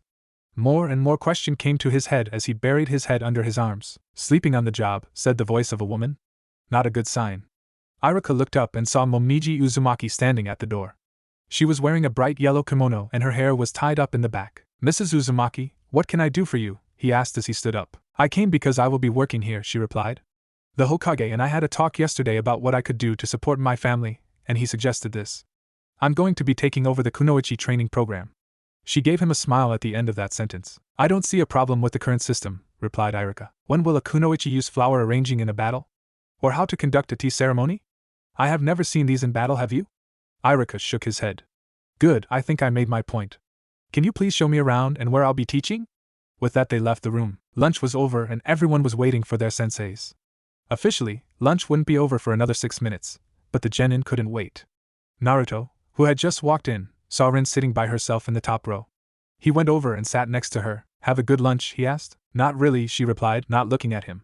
I remember when I was a student here, and it's sad the way things haven't changed. Oh well, said Naruto with a grin. Now we get to do missions and leave this place. Rin sighed. Don't get your hopes up, she muttered. Before Naruto could ask what she meant, the door exploded. When the smoke cleared, Anko was standing in the doorway with a grin on her face. Yep, that's much better than flying through the window. Alright, maggots. Team 7 to the roof. Naruto, Rin, and Sasuke got up and began to follow her to the roof. Each one was wondering why she had to make such dramatic entrances. When they got to the roof, she sat down in front of her students, and they in turn took their seats as well. Alright, my name is Anko Mitarashi and I will be your new sensei. Let's start with introductions. My likes include dango and sweet bean soup. I also enjoy tea ceremonies and the chance to gut my enemy. I dislike spicy foods and a certain snake. My dream is to decapitate that snake, clean out his skull, and use it as a bowl. Okay, who's next? All three of them were shocked at this introduction. Maybe it was because she was letting out killer intent during that last part. Or perhaps it was the way she said it so calmly. Eventually Rin spoke up. My name is Rin. I like medical jutsus and people who take care of their friends. I dislike arrogant people who are too hung up on the rules, people who never give others a chance, and Kakashi's perverted books. I have 3 dreams. The first is to find out what Kakashi looks like under that mask. The second is to become as good at medical jutsus as Tsunade. And lastly, to find out who writes those books and break his hands for writing that filth. Anko gave her a nod. Okay, we got an aspiring medic. Not bad. I wonder if she'll let me help with the mask removal. I swear, I need to know what he looks like without it. My name is Naruto Uzumaki, he said loudly. I like ramen, training, and my mother because she is awesome. I dislike the dirty glares I get, the 3 minutes it takes to make ramen, and arrogant people. My hobbies are pulling pranks and my dream is to become Hokage. Anko smirked at him. I know how you feel, kid. I don't think you can become Hokage, but you may just surprise me. Now for the last kitty. My name is Sasuke Uchiha. I have no likes and dislike everything. I have no dreams, but I do have an ambition to kill a certain man. Anko frowned. This brat thinks he's too good to tell me about himself. Well, let's see how smug he is when I give him my test. Now which one should I give? The bell test? No, been done too many times. I know, I'll do that one. Okay, thank you for giving me your information. Now, tomorrow you will meet me at Training Field 10 for your assessment test. What assessment test? Asked Naruto. To see if you should become genin. Before you say anything, that test you took only lets us know if you have the skills needed to become genin. Skills are one thing, but the ability to use them is another matter. So I'll see you there at 6 in the morning, and don't be late, or you all fail. With that she disappeared in a cloud of smoke. Whatever, said Sasuke as he got up. Don't hold me back tomorrow. With that, he left Naruto and Rin alone. The two of them got up as well and decided to go home and do some training. As they walked home, they were being watched by 4 different people. 3 of them were Ino, Sakura, and Hinata. They were moving in a group to find out more about Rin. Above them was Anko. She was watching how her team reacted to her news and make some observations. Also, it looked like it would be fun watching the 3 girls make fools of themselves. I think he's walking her home, said Sakura, who was hiding behind garbage can. I agree, said Hinata. And Naruto lives in the other direction. She was hiding behind a pole. How do you know that? Asked Ino. She was using the old newspaper trick so she didn't have to hide behind anything. Hinata didn't respond, but she blushed a deep red. They followed them for a while until they reached the Uzumaki residence. They watched as they both entered the house and began to talk amongst themselves. Oh my Kami, said Ino. They are living together. She turned to Hinata, who had fainted and was muttering something like kill the bitch. They soon saw another person coming down the street and went back to hiding. The person they saw was Momiji. She noticed them and sighed. What terrible hiding abilities. They need work. Wait, why are they hiding in front of my house? I swear, if they are here to cause trouble then I'll go Wolverine on their asses. She then went into her house and let the girls be for now. Anko, who had avoided detection, was chuckling at the 3 girls' actions. She then decided to watch this continue for a bit longer. That night, Momiji decided to start training Naruto. Mom, he asked as they entered the dojo, can Rin train too? She is my teammate, and this might be helpful for her as well. Momiji closed her eyes and began to think. He made a good point, and it wasn't like she could steal any of the jutsus she would be showing him. Also, she didn't mind it at all. I see no problems with it, she said as she opened her eyes. Naruto raced out to get Rin. Anko smirked from her hiding place. He had the right attitude about teamwork and suspected that he might have another motive. She then left the area to watch the Uchiha for a while and see what he was up to. Soon Naruto and Rin were facing Momiji. Naruto was practically jumping up and down until Rin slapped him on the back of the head. Thank you, Rin, said Momiji. Now let's get started. She looks at Rin. I want you to begin with push-ups, sit-ups, and then some meditation. Rin nodded and went into a corner on the other side of the dojo and got to work. Now Naruto, I'm going to tell you about what our bloodline limit does. It allows us total control over our bones. We can make them as hard as we want, make them regrow quickly, and even control the shape of them. Who does that help? Asked Naruto. He had been hoping for something like walking through walls or flying. Momiji smirked and loosened the top of her kimono till her right shoulder was bare. Then a bone came out of her shoulder, and she reached for it and pulled it out. The bone looked more like a dagger to Naruto. This is where we will be starting at, she said as she rearranged her cloths back to normal. Once you are able to do this, I will start to show you the dances. The dances are the jutsus that go along with our bloodline. For example, the Huga clan has the power to look through solid objects. Now, once they learn how to activate it, they move on to training in the gentle fist. In a way, the dances are like the gentle fist. It will take time to fully master them, and sadly you are a bit behind. I can only assume it is because of the seal that has hindered this. Naruto looked down. This damn seal ruins everything. He was hated for it, and it messed up his bloodline. Seeing this, Momiji decided to put a different spin on the situation. On the other hand, the QB did give you some powerful benefits. I have heard about your stamina, which will let you train longer than most. Also, you have much more chakra than most chunins and some jonins. And that's where you are now. Add to that your healing powers and you got a dangerous combination. For your enemies at least. Naruto grinned at that comment.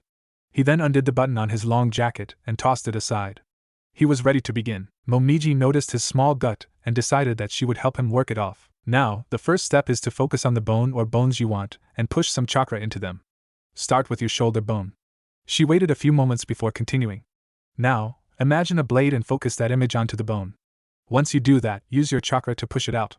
As she said this, Naruto's humerus began to poke out. Then, a second later, it shot out like a rocket and sank into the wall, catching everyone by surprise. Momiji went over to the wall and examined the bone blade. It looked too soft, and the blade looked dull. It's a start. He simply didn't put enough chakra into the bone for it to harden. He didn't concentrate enough, so the blade wasn't sharp enough. Lastly, he used too much to push it out. That much chakra is used for the finger bullet drill. Not bad, she said as she turned back to Naruto. Now let me tell you what you did wrong. The rest of the night continued like this. Naruto worked on make his bone blade until he got it right. After that, he and Rin did a few spares. Rin beat him each time. Momiji noticed that he had jerky movements, and would work on that later so that he would be a bit more fluid. So after that, they called it a night. At 5:56, Team 7 was at Training Field 10. Sasuke was leaning against a tree while he stared at Rin. She and Naruto were having a pleasant conversation about how to improve themselves when Anko appeared. Good, you're all early, she said with a grin. What, run out of explosives to make a big entrance? Asked Naruto with a grin. No, lied Anko. Now then, you have until noon to complete the test. It is very simple. All you have to do is find me. I will be somewhere in the village, either hiding or in plain sight. The first one to find me will stay. The other two will be sent back to the academy. This caught Sasuke and Naruto off guard. Rin knew it was a lie but played along. Ready, set, go. With that she disappeared. Sasuke began to run out of the training area. Rin called out to him. Sasuke, wait, let's do this together. No way, he shouted without stopping. That loser and you would only hold me back. Besides, it's everyone for themselves. Naruto was about to start running too, but Rin grabbed his arm. He turned to her and gave her a worried look. What are you doing? He asked. We have to find her or it's all over. He would have said more, but Rin brought up a finger and silenced him. Naruto, the village is big and she can be anywhere. We need to calm down and think. But she said only one of yous will become a genin. And I really like this headband. We'll cross that bridge when we come to it, she said. For right now, let's find both Sasuke and Anko. Naruto nodded and they were off. Watching them was a shadow clone Anko had left behind. It smirked and puffed out of existence, sending all of its knowledge back to Anko. Sasuke was running down every street. I had been 2 hours since the exam started and he still couldn't find her. He knew he could do this without the others slowing him down. They were only burdens compared to him. He raced down another street looking for his sensei. Naruto and Rin were walking calmly down a street. Rin told Naruto to make about 10 shadow clones and have them look in different areas of the village. The two of them were thinking of places she might be hiding at. Let's, she said. Rin, what do we know about her? She likes dango and hates spicy foods, said Naruto as he remembered their conversation. She hates a snake for some reason. She also said something about tea ceremonies. Good. That narrows down the places she could be at. Let's check out places that have her likes in them. Maybe we should also check out weapon stores, said Naruto as he miraculously used a bit of his brain power. We saw the way she likes to make entrances and she might be running low. She also mentioned liking to gut things. Rin smiled at Naruto. Good idea. With that they were off. Back with Sasuke, he was checking out the most likely place anyone would hide at. Well, in his mind at least. He was in the Uchiha district. She has to be hiding here. This is as close to greatness as anyone can get. If I was as pathetic as her, I would hide here. Back in a logical world, Rin and Naruto were heading to their last stop. The clones had scouted the rest of the city and had come up empty-handed. They had checked every weapon store and tea house. Only one place remained, a dango stand. As they walked in, they found her finishing up her 20th dango stick. She saw them as they came in and checked her watch. They still had an hour to go. Not bad. Good job you two, she said, grinning. She then did some hand signs and placed them under a genjutsu, putting them to sleep. She then picked them up and took them back to Field 10. After dropping them, she went to pick up Sasuke in a less than gentle manner. Basically, she hit him over the head with a mallet and brought him back. Once she had gathered the all together, she released the jutsu and slashed water on Sasuke to wake him up. Now I have good news, she said. Sasuke smirked. She was going to say that he passed, and they would be leaving. You all passed thanks to Rin and Naruto. What? This came from Sasuke. How the hell did that happen? I'll explain, said Anko. The test really began when I told you about the test to see how you would react.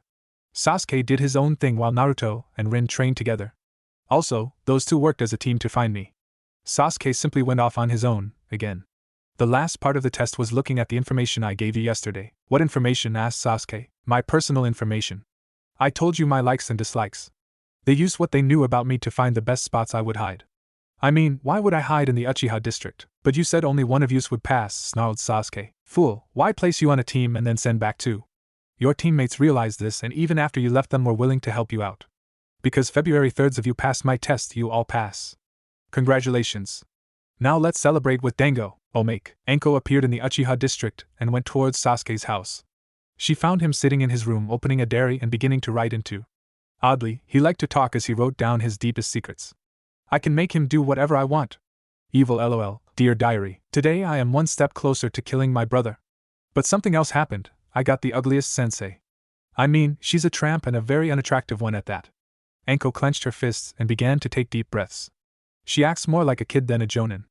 I heard that she's a special jonin. She's special, all right. I bet she needs special attention for everything. This is only so much a person like Anko can take before she loses it.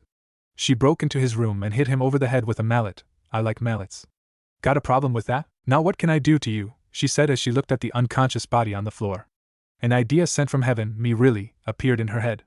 She smiled her most sadistic smile ever. When Naruto and Rin entered the field the next day, they saw Sasuke and were shocked. He was tied to a cross in nothing but a diaper.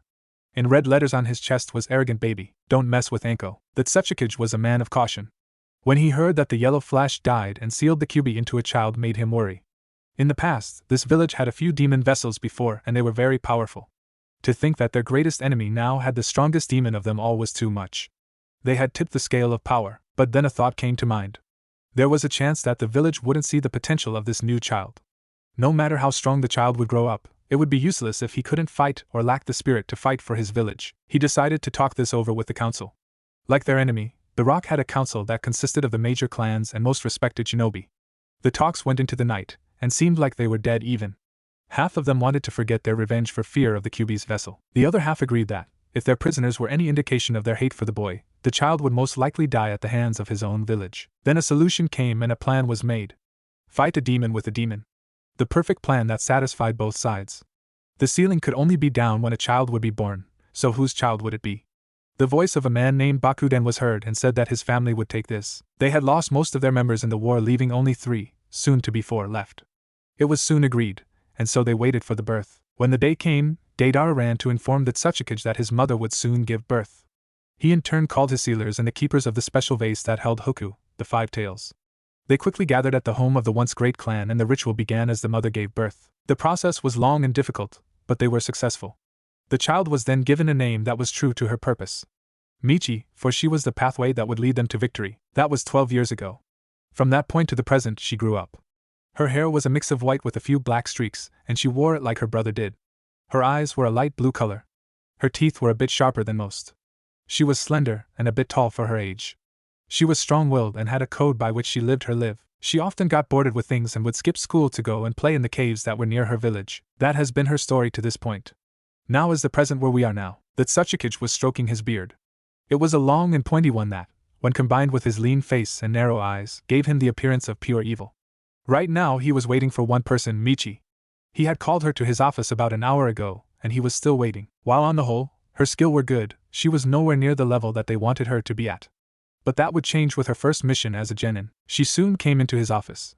She was wearing a light brown shirt and skirt outfit and wore her hitaite around her neck. On her ears were headphones as she listened to music, and she seemed to be dancing to the music that was playing. "Michi," said the Tsuchikage. She didn't reply and kept bouncing to the music. "Michi!" the man shouted. "Oh, she cried. "Don't shout, it's rude." She gave him a look that said to be nicer since he was in the presences of a woman. Sadly, it didn't work. "I have an assignment for you of great importance," began the Tsuchikage. "As you know, most of the Uchiha clan is dead. In fact, the Leaf only has one left, and from what my sources are telling me, he is about your age and has just graduated. No doubt that village will train him hard and make sure he is able to revive his clan. This is something we can't allow. So what do you want sweet little old me to do about it?" she asked with a grin. "Would you like me to seduce him and have him join us?" "Well, if that's the case, then I might be willing if he's cute." "No! We want you to wait for him to leave his village and kill him when he is alone. You are the best choice because he won't be able to copy your special jutsus. Also, if you are caught, you can act like a genin that is simply lost or an innocent girl. You are not to return until he is dead or we contact you." Fine, she said as she waved her hand at her boss. "I'll do this, but promise me that you'll inform me if my brother is found." It had been 4 years since the disappearance of Deidara, and Mitchi was worried. The Tsuchikage gave a nod, and with that she left. "Is the target in sight?" asked Anko as she hid on the roof of a building. She and her team were on what she considered to be an A-No-S class mission. They were going to do something that was said to be impossible, even for the Hokage. "I see the target," said Rin as she spoke through the communication device. She was on the street. Naruto was on another building and Sasuke had refused to take the mission, saying that it was pointless. "Good," replied Anko. "Naruto, when Rin stops the target, we will attack from above." "I should work." "If it doesn't," asked the ramen-loving boy. "Most likely we will be killed," was her answer, which caused him to gulp. Down on the street, Rin was waiting to approach the target until he was in the right spot. It had to be perfect, or else the whole plan would fail. Then, he came into his position, and she made her move. "Hey Kakashi," she said with a grin. Kakashi, as usual, was reading his book and didn't bother to look at Rin. "Rin, is there something you want?" he asked. He was anxious because he was getting to the good part. "We all know what that is, and if you don't get out of my fanfic." Well, I was wondering if before she could say any more, Anko and Naruto came flying down towards the late Jonin. He sensed the attack and used Rin as a substitute. The three of them fell on each other in a dog pile-like fashion. Kakashi didn't even look up from his book. "What was that about?" he asked. Rin, who was on the bottom, summoned her strength and threw off Anko and Naruto. She then turned to stare at her former teammate. "I told you. I want to see your face. It's the greatest mystery in the world," she said as she held up his baby pictures. "It turns out even then he wore a mask." "Oh," he said simple as he walked away. Rin's eyes became dish plates and her face turned red. She was pissed. She then let out a scream that was heard all the way in Wind Country. When she was down, Anko, who had gotten up and dusted herself off, decided that training was over. "Okay, you two, let's get one of those real missions," she said with a tear in her eye. About 20 minutes later, the whole Team 7 was washing the dogs of the Inuzuka clan. Team 7 had been a team for about a week now. At first, they were pissed at the crappy missions they had to do. Naruto and Anko seemed to hate them the most, or at least showed it the most. The first time they caught the daimyo's cat, Naruto had suggested that they skin in and Anko volunteered. Other jobs they had been doing consisted of picking up trash, painting, pulling weeds, and cleaning latrines. Over this time they had become closer, for the most part. Rin and Anko had become friends and sometimes were seen shopping while Naruto carried their bags. Anko began to grow fond of Naruto as well, like he was a little brother or something. Sasuke, on the other hand, spent only the time he was required to with them and then left. As for Rin and Naruto, some people began to talk that they were getting close. These people were Ino, Sakura, and Hinata. When Ino and Hinata weren't training with their teams and Sakura was finished at the hospital, they followed the girl around and Naruto was usual right next to her. To Ino and Sakura it seemed weird that someone would want to be near Naruto and enjoy it. For Hinata, she was coming out of her shell more and more each day as her jealousy grew. One day her father saw her attacking a training dummy on compound and was shocked at what he saw. His daughter, the one he considered to be weak, was destroying a dummy with a picture of Rin's face on it. When he went to speak with her head snapped in his direction and glared at him, and only for a second, with enough killer intent to make him shudder. Momiji was enjoying her time at the academy. At first, she was shocked at the lack of desire these girls had becoming shinobi. All they did was talk about which boy was the cutest and what outfits went with what. Momiji just wanted to go back into a coma and never get up again. The next day, she made her point and got them to start training seriously. All it took was a couple of finger bullets. Who knew? After the group was done with that mission, Anko took them back to the training field to train some more. "Now we are going to do some sparring," she said, getting everyone's attention. "These will be pure taijutsu and will finish when I say so." Now Naruto, you will face off against Sasuke first. They both nodded and went into the middle of the field. In the last week, Naruto had gotten better at the dances. While he was still working on the dance of the camellia, he had gotten the basic movements down. He was still at a disadvantage to Sasuke, who was stronger, but at least he would make him work for a victory. Begin, shouted Anko. Sasuke started first with a series of punches. Naruto dodged most of them while moving backwards. After a while, Naruto decided it was time to fight back. He caught one of Sasuke's arms and used it to bring Sasuke in closer and brought his knee into Sasuke's gut. Sasuke stumbled back in pain for a moment, and then regained his composure. Sasuke moved towards Naruto and then did a foot sweep that sent him falling towards ground. Naruto sent one of his hands to the ground and used it like a spring to launch himself back up before the rest of his body could hit the ground. Seeing this, Sasuke moved over to Naruto's side and punched him in the gut while he was in midair. Naruto hit the ground hard and coughed up some blood. Alright, said Anko. That's good enough. At that, Sasuke smirked. He wasn't nearly good enough, he said with arrogance. He turned to face his fallen teammate. You're useless, so just quit. That's enough, said Anko with an angry glare. You need to learn how to be a graceful winner. She saw that Naruto had gotten up and was walking back towards them. Naruto, you are getting better, but you still need work. You should have continued your attack after your knee hit Sasuke. Also, you should have rolled out of that last fall instead of springing up. Rin, it's you versus Sasuke and then we'll move on. Naruto sat down as Anko told them to begin. Rin was amazing. No matter what Sasuke did, he couldn't hit Rin and kept getting pummeled. Rin started with a few quick jabs to the face and then in the gut. When Sasuke recovered, he tried to do a flying kick. Rin caught him by his leg and used his momentum to throw him to the side. While he is rolling, he uses his arms to quickly get back up onto his feet. Rin quickly moved over to him and gave him one final punch in the face. Alright, that's enough, said Anko. You both did fine. Now everyone come here so I can give you all a special test. When they were all gathered around her, she pulled out some small square pieces of paper. These are going to be telling me what your chakra affinity is. That will tell me what types of jutsus I should be teaching you. She then handed them each a paper. How does this work? Asked Naruto. Just place it in your hand and then push a little chakra into it. The three of them did as they were told. Naruto's was slit in half. Sasuke's began to crumble. Rin's turns to dust. Anko looked at them and smirked. Naruto has wind, Sasuke has lightning, and Rin has earth. Well, now I know what to teach them. Alright, she said. Naruto, you got wind? Rin has earth and Sasuke is lightning. Good, because I know a couple of jutsus for Naruto and Rin. There aren't that many lightning jutsus unless you want to ask Kakashi. So, for now at least, I'll be showing Sasuke fire. She decided to start with Sasuke. She began to do some head signs and then shout out several small fireball from her mouth. Sasuke watched and was slightly impressed.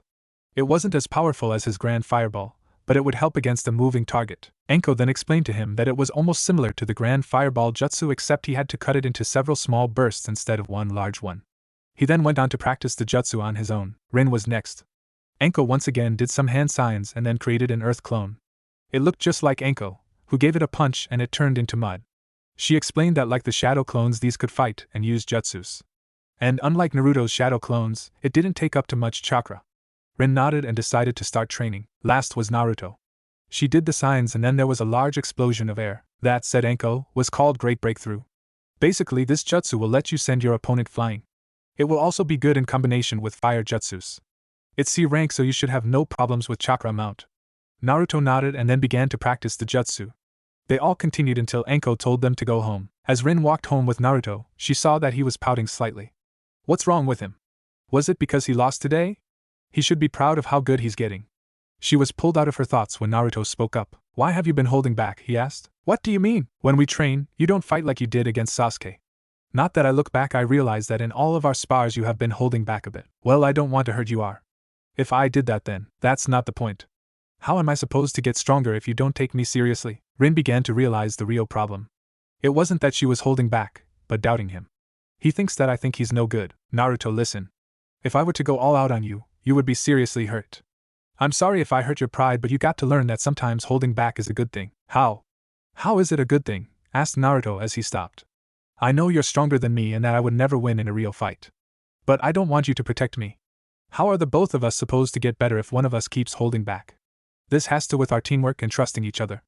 I give you my all and you don't. This has nothing to do with pride. Rin was taken back by this. She hadn't thought of it like that. She remembered back when she was younger when everyone never fought her seriously. Back when people thought she was weak because she was a girl. Naruto, I'll tell you what. Tonight during our spar I'll go all out on you. She gave him a smile, and he smiled back at her. Little did they know that his stalker was watching them and trying to hear what they were saying. All Hinata heard was tonight, and I'll go all out on you. That night Hinata trained like the world would end if she stopped. This caused her father to ask his other daughter some questions. Hanabi, have you done something to your sister? No, what makes you think that? Have you seen her? He asked sarcastically. I have never seen her train like this before. Well, I did read her diary yesterday, said Hanabi. It seems like some is going after the boy she likes. At that, Hayashi went into protective father mood. Wahaya it? She's too young, sorry father, but I think it's too late, said Hanabi with a sigh. Her diary is very detailed. It mentions everywhere he goes, who he hangs out with, and everything that he does. Your daughter is a stalker. Plus, she has very nice handwriting. At this, Hayashi looked like the painting to scream. At about the same time, Naruto was training again with his mother and Rin. Okay Naruto, said Momiji. Tonight we will be working on the finger bullet drill. You remember what you did wrong with your first try with the bone blade? Naruto nodded. Well, that was it. Only you need to focus on your finger bones and put a bit more chakra into them. Naruto began to follow his mother's instructions. He held out one hand and focused his chakra. Soon, 5 finger bones shot out of his fingers and into the wall. I think I'd better pick up a training dummy, said Momiji as she looked at the holes in the wall. Naruto soon got a full hang on the jutsu and went back to training on the dance of the camellia. After that was done, he sparred with Rin. True to her word, she didn't hold back. At the end of practice, Naruto was glad he had the kyubi. Well, I have to get going, said Momiji as Rin was healing Naruto. Where are you going? Asked Naruto. I'm just going to pick something up from the Hokage, she replied. And with that she was off. Later that night, Naruto had fallen asleep. It had been a tough day for him and he was beat. His eyelids were just starting to fall when he heard a noise. This put him on high alert, being used to being beaten up in the middle of the night. The noises were coming from in the hall and moving towards his door. He held up his hand, ready to use the finger bullets. Whoever it was went past his room and into the bathroom. A minute later he heard a flushing sound. A moment later his door opened and there stood Rin half asleep. She was wearing a white t-shirt and panties. She walked over to the bed and got under the covers. Naruto's eyes became dish plates. Ah! What is she doing? Is she sleepwalking or something? What should I do? At that moment, Rin seemed to move closer to him. Naruto could smell the shampoo she had used that night. He could feel the warmth of her body and the touch of her skin. Soon they were next to each other, facing each other. Her arm was soon wrapped around his neck, pulling his head in closer to hers. Is this for real? Does she like me? Meanwhile, one person was watching this for the Hokage's tower. The old man had been bored and decided to check on Naruto. Imagine his surprise when he was what was going on. He sat there, eating popcorn, and cheering for the young blonde. I wish I could get some like he can, said the Hokage. What was that? Said the voice of Momiji. The Hokage turned around and saw Mrs. Uzumaki giving him a death glare. Oh shit, he said. Back with Naruto, he decided to make a move. He was nervous as hell. As he moved closer, he heard her say Obito very lightly. He stopped and realized that she was asleep and couldn't take advantage of her like that. He slowly got out of bed and picked her up bridal style and put her back in her own room. Are you spying on couples? Asked Momiji as she slowly walked over to the old man. He gulped and did the first thing that came to mind. Shift the blame. Momiji, I was just checking on your son when I saw him doing perverted things. Take a look for yourself. As he said this he pointed to the orb only to find Naruto in his bed alone. Oh, this isn't good. Die, old man, said Momiji. With that, the hurting began. I would like to tell you all about it, but it's a bit graphic and too bloody. Let's just say that he was later admitted into the hospital with wounds in areas where the sun don't shine. The next morning Naruto couldn't stop blushing as he watched Rin eat breakfast. Can you blame him? When they were done they went to meet the rest of the team at the field and began to practice right away. Anko began the meeting with some announcements, and then they began to practice their new jutsus. Outside the village, a girl with wearing the symbol for the rock appeared near the village and began to set up camp. She would wait for her prey to come. No matter how long it took, Sasuke was fighting Naruto and winning. He decided to show off his power to impress his teacher. Grand Fireball. Naruto was hit by the blast and thrown back several feet. Ha, what a loser, said the cocky Uchiha. Hey, Anko-sensei said no jutsus, yelled Naruto as he got back up. Like I care what she says?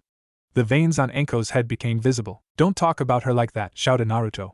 He threw off his jacket and pulled out a body from his shoulder. Dance of the Camellia, he shouted as he charged at the team. Sasuke was soon sliced and diced. Before he could more again, Anko was behind him. It's time you and I had a heart-to-heart talk, she said with a grin as she pulled out her mallet. Before she could do anything, I walked in. Stop, I said. You can't do that to him. That's right, said Sasuke. I reached into my pocket and pulled out a green spandex suit and some scissors. I have a better idea, I said with my own evil grin. You're an evil man, said Sasuke. Soon, the village hidden in the leaves had 3 people wearing green spandex. Well, I have a new poll for you all. The first one if for an idea for an attack. Ribcage missile.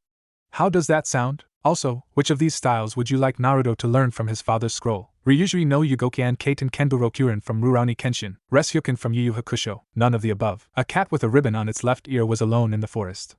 Or so it thought. 3 pairs of eyes were staring at it. One of them was very pissed, and the other 2 were just tired of this mission. This was the 12th time this week that they had caught this cat. This pissed one jumped out of the tree he was hiding in and grabbed Tora the cat. Said cat responded by clawing at its attacker. Ouch, stupid cat, muttered Naruto. That's what you get for scaring it, said Rin as she and Sasuke appeared next to him. She took hold of the cat, and he seemed to calm down. Cat Tora captured, said Sasuke into his headgear. He's not dead, asked a disappointed Anko. No, the owner wanted him brought back, replied Sasuke. She never said what condition he had to be in, said Anko. She then began to laugh and Sasuke began to shiver. 20 minutes later, the daimyo's wife held her Tora tightly in her arms. This caused mixed reactions on the team. Rin felt sorry for the poor cat. Sasuke looked at the scene with indifference.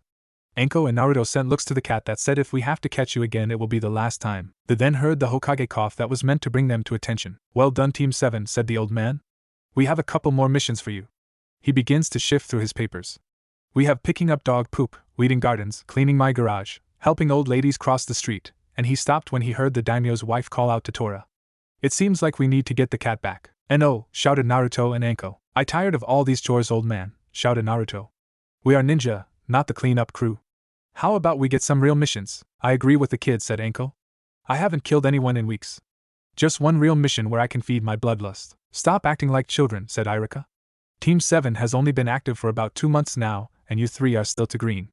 Till we feel that you are ready you will be given simple missions. Anko crossed her arms and began to pout. Please, she said trying to sound innocent. No dice. No, was Irika's response. Allow me to explain, said the Hokage.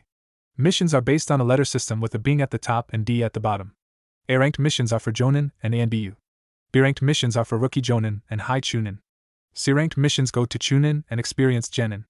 D-ranked missions are for you rookies so that you can work on teamwork. We will get the occasional S-ranked mission, but that's not for you to worry about. Naruto let out a sigh.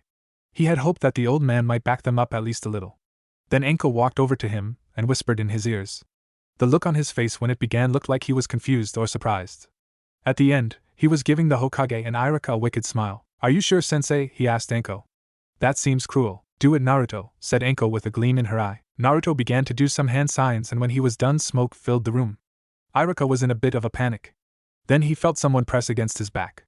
The Hokage could feel people on both his side. No, thought the old man, not this jutsu. When the smoke cleared, the room was full of naked female Narutos. Please, they all said at the same time. It was too much for the 2 men to take. Man wasn't made for that level of perversion. Blood shoot out of their noses and they fell to the floor. A second later the Hokage, who was still on the floor, held up a sheet of paper. Here's an easy C-ranked mission, he said. Anko went over and took the paper and began to read it. You're right, this is easy, she said. It's a simple escort mission as well as bodyguarding. We are to protect the bridge builder named Tazuna. That's Super Bridge Builder Tazuna, said a man on the other side of the doors. The doors opened and an old drunk-looking man stepped into the room.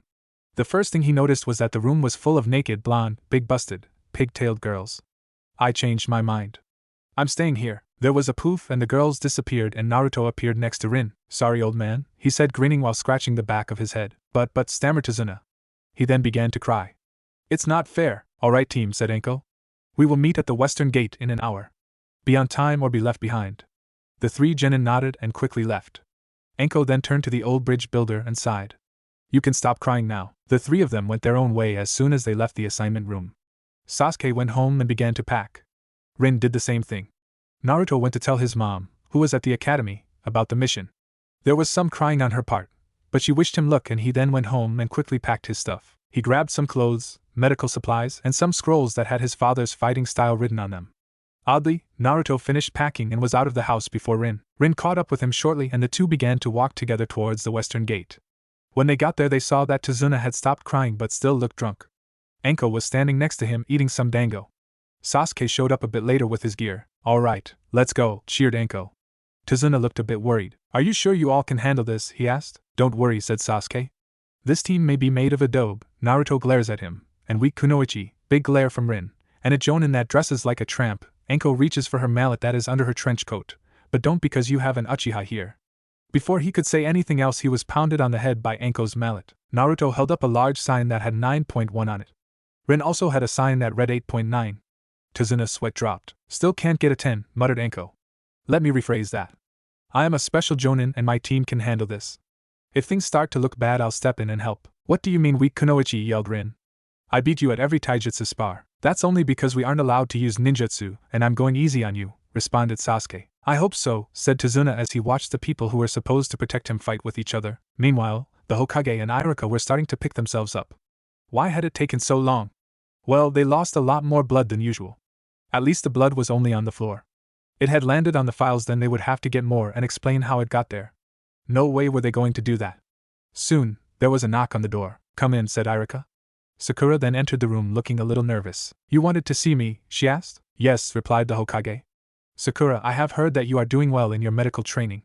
So I'll be sending you with a team on a simple delivery mission. May I ask why, she asked? Sakura, you are being trained to become a field medic. So, you need some field experience and to be with people who can help you with your speed so that you can arrive at your destination much quicker. Don't worry, I doubt that you will need to use your skills or any action will take place. There was a knock at the door and the Hokage checked the clock. That must be him. Come in, guy. With that, the door opened, and in came a large man wearing green spandex, a jonin vest, a bowl cut, and thick eyebrows. Hi, guy, the youthful green beast. I am here as you requested. Thank you, guy, said Iruka. He turned to face Sakura. Sakura, this is Guy and you will be joining his team for this mission. Sakura looked at Iruka and then at Guy. She then walked over to Iruka and leaned over to his ear. Please tell me they aren't as weird as he is, she whispered. Don't worry, said in a low tone. They are mostly normal. Poor kid. Maybe I should tell her about Lee. Oh well, she'll get over it. They will only be gone for about 3 weeks. Yes, I am evil. Over at the Huga compound, Hayashi was sneaking into Hinata's room. He had to find this diary and discover who it was that his daughter was in love with. Of course, he could just ask, but fathers don't just ask their daughters who they are in love with. Well, they could, but just don't expect the truth. So here he was, a 40-year-old jonin, sneaking around his daughter's room looking for that book. What are you doing, father? Asked Hanabi, who was right behind him without him knowing. So, he screamed. Like a little girl. Don't do that, he hissed as he turned around. I need to find that book. Where is it? It's under the floorboard next to her desk, sighed Hanabi as she pointed to the desk in the corner. Hayashi went over to the spot and quickly found the loose floorboard. He picked up the diary and then began to read it. Damn, he said. She does follow this guy everywhere. She even lists how much ramen he eats and the flavors. But why not a name? I think it's because she is embarrassed or something, said Hanabi. So, what are you going to do now, father? That was the question. He could track down the boy and kill him for stealing his daughter's heart. Or maybe send her to a hypnotist and erase him from her mind. Then, he could encourage the relationship. If Hinata was training this hard to beat down someone else who like him, imagine how hard she would train if he told her they might become engaged. Before he could make any decision, he had to know more. Like the boy's name, family, and strength. He turned to his youngest daughter. I want you to try and find out more about this boy, he said. I don't care how you do it, just find out who he is and then report back to B. Then I'll check out his records and see if this is a suitable match. Yes, father, she replied. I hope he doesn't go this overboard when I start to date. Mitchi was watching the roads that went in and out of the village. She was well hidden thanks to her hiding camouflage jutsu. She could watch people pass her by without anyone noticing unless they had an active Sharingan, Byakugan, or animals with really powerful sense of smell. She was about to move to a different area when she saw a group of 5 pass by. There was a loud blonde, a girl with orange markings on her cheeks, an old drunk, and a woman in a trench coat with no sense of modesty. The last one was an Uchiha. She could tell that due to the fact that he wore his clan symbol on his back and his dark eyes. Finally, it's been a week since I ran out of batteries and haven't been able to listen to any music. Now, to wait for the right moment and kill him. Tazuna, is there a shinobi village in Wave? Asked Rin. Far question considering the fact that she had been gone for so long and didn't know about any of the new villages that had appeared. No, he responded. If there were, then I would have hired them. There are many different villages, explained Anko. However, only 5 largest countries hold the villages where one can receive the title of Kage. They are the Mist, Leaf, Sand, Rock, and Cloud. Their leaders are the Mizukage, Hokage, Kazekage, Suchikage, and Reikage. I hope that explains everything. Thanks, Anko, said Rin. I just thought that there might have been more. Anko would have answered her, but stopped in her tracks in front of a puddle. She looked down at it and began to stare. The others began to freak out when she began to laugh. Well, what do we have here? She said in a happy-sounding voice. A puddle on a hot day, and it hasn't rained for days. I wonder what I should do. She then reached into one of her pockets and pulled out several exploding notes, and then dropped them into the puddle. If anyone was looking at her face, they would say she was crazy. It turned out, When the notes exploded and the demon brothers flew out of the water, someone did see her face. "That woman is nuts," said one of them. "Let's kill her first, then let's get the old man," said the other. "With what?" asked Rin, who was standing in the back. "You don't have any weapons." They gestured to their gauntlets only to find them missing. Rin then stepped forward and held up the gauntlets. She then smirked at them. "This is my fighting style," she said. "I steal your weapons and then use them against you." The two brothers were enraged. They charged into attack, but were stopped. Sasuke used his kunai to stab one of them in his leg and then delivered a fierce uppercut. Naruto hardened the bones in his right arm and punched the other one in the face. "Nice work, you three," said Anko. She then turned to Tazuna. "Why were they after you?" Tazuna sighed. "I guess I might as well tell you. There is an evil businessman named Gato who is after me. Publicly, he owns a shipping company, but that's only a cover. He's a smuggler and drug dealer. He came to Wave a few years ago and took over the country. He controls all the ports and has caused our land to become isolated and impoverished." "So why is he after you?" asked Naruto. "Because I'm building a bridge," said Tazuna. "When it is finished, it will connect our land with the outside world, and we will be able to trade freely once again, and our economy will recover." "So if you knew this, then why didn't you ask for better ninjas?" asked Naruto. "Too expensive. If I told them all of that, then I couldn't afford you guys. Please, I'll pay you all back once our economy recovers." "I don't see why we should," said Sasuke. "It's not our problem, and since you lied to us, that means that the mission is terminated." "No way," yelled Naruto. "Come on, this is our first real mission, and you just want to walk away." "We can do this, right, Rin?" "I have mixed feeling about this," she replied. "I want to help, but he did lie to us." "What do you think, Sensei?" Anko turned and faced the road leading towards Wave. She closed her eyes and began to think. "Please help us," said Tazuna. "But if you don't, my daughter will hate the leaf forever and my super cute grandson will cry." "I was going to say hell yeah, let's do this before you interrupted me," said Anko. "Don't worry. We will see this mission through. But you better pay us back later or else." Tazuna thanked her, and soon they were on their way. Watching them, Mitchi made some mental notes. The Uchiha was an ass, simple put. The girls seemed to be every capable, and well as her sensei. Something was off with the blonde though. When he got close, she felt restless and wanted to fight him. That and the demon inside her began to stir. She decided to wait and get more information on the Uchiha's teammates before acting. They traveled for a couple of days until they reached Wave Country. A boat was waiting for them and snuck them in. Once they got to shore, Tazuna told them that they would be staying at his place. As they walked in the forest, Naruto heard a noise in the bushes and threw a kunai at it. A white rabbit jumped out of the bush and ran away. "Shit," said Rin. "Sorry," apologized Naruto. "No, it's not that," she said. "It's just that rabbit was used as a decoy. I mean, it's summer, so its fur shouldn't be white. It's as white because it's been kept in a cage." That when they heard a noise. "Get down," shouted Anko. They hit the ground hard and fast. A blade flew above them and was caught by a man in a tree. He had dark hair, no eyebrows, bandages covering his face, and dark pants. He was shirtless, showing the world his muscles. "Well, so these are the people who defeated the demon brothers," said the man with amusement in his voice. "Zabuza Momochi, I never thought someone like you would sell out to Gato," said Anko. "The snake mistress of the leaves, it is an honor to meet you," said Zabuza. "My target is only the old man, so if you don't want to die, then just step away." Anko raised a hand and put on her chin and made it look like she was thinking about it. "Nope," she said after a minute. "Not happening any time soon." She turned to her team. "Listen, maggots, get around Tazuna and let me handle him. He's a missing nin from Mist, and was known as the Demon of the Bloody Mist. He got that name after he killed his entire graduating class, all without any previous training," added Zabuza as he chucked at the memory. He then decided to have a look at the genins. The black-haired boy looked cocky, and the girl seemed to be the most intelligent of the three, having seen through his distraction. His eyes stopped on the blonde, and then they grew wide when he saw the two red dots just above his eyes. Naruto noticed him staring at him and became nervous. "Hey," shouted Naruto. "Stop staring at me, you eyebrowless freak." Zabuza ignored him and faced Anko once again. "How did you get your hands on a Kagaya?" he asked. "They were wiped out years ago." Anko smirked at him. "Seems your village missed one," she replied. She had read Naruto's file and knew about his bloodline and his mother's history. She also knew about the incident with the Kagaya clan and the Mist village. Zabuza grinned. He hadn't been this excited since he found Haku. Now he had a chance to add another to his collection. First he had to take out his opponent. Hiding mist jutsu. With that, a heavy mist covered the area, making everyone's sight worthless. He then let out a powerful killing intent. "What a powerful killing intent," thought Sasuke. "If I make a single mistake, I'll die. I can't stand this. I'd rather kill myself than take this much longer." Before he could carry out his plan, "Sorry people," Anko stopped. "Hey, have a little confidence in me, will ya?" she said. Her eyes then narrowed and disappeared. The three genins heard the sound of metal hitting metal, and when they turned around they saw Anko holding back Zabuza's sword with a kunai. Then, in an instant, Anko grabbed a second kunai from her jacket and threw it at Zabuza. Zabuza, however, dissolved into water. Shit! That was a water clone.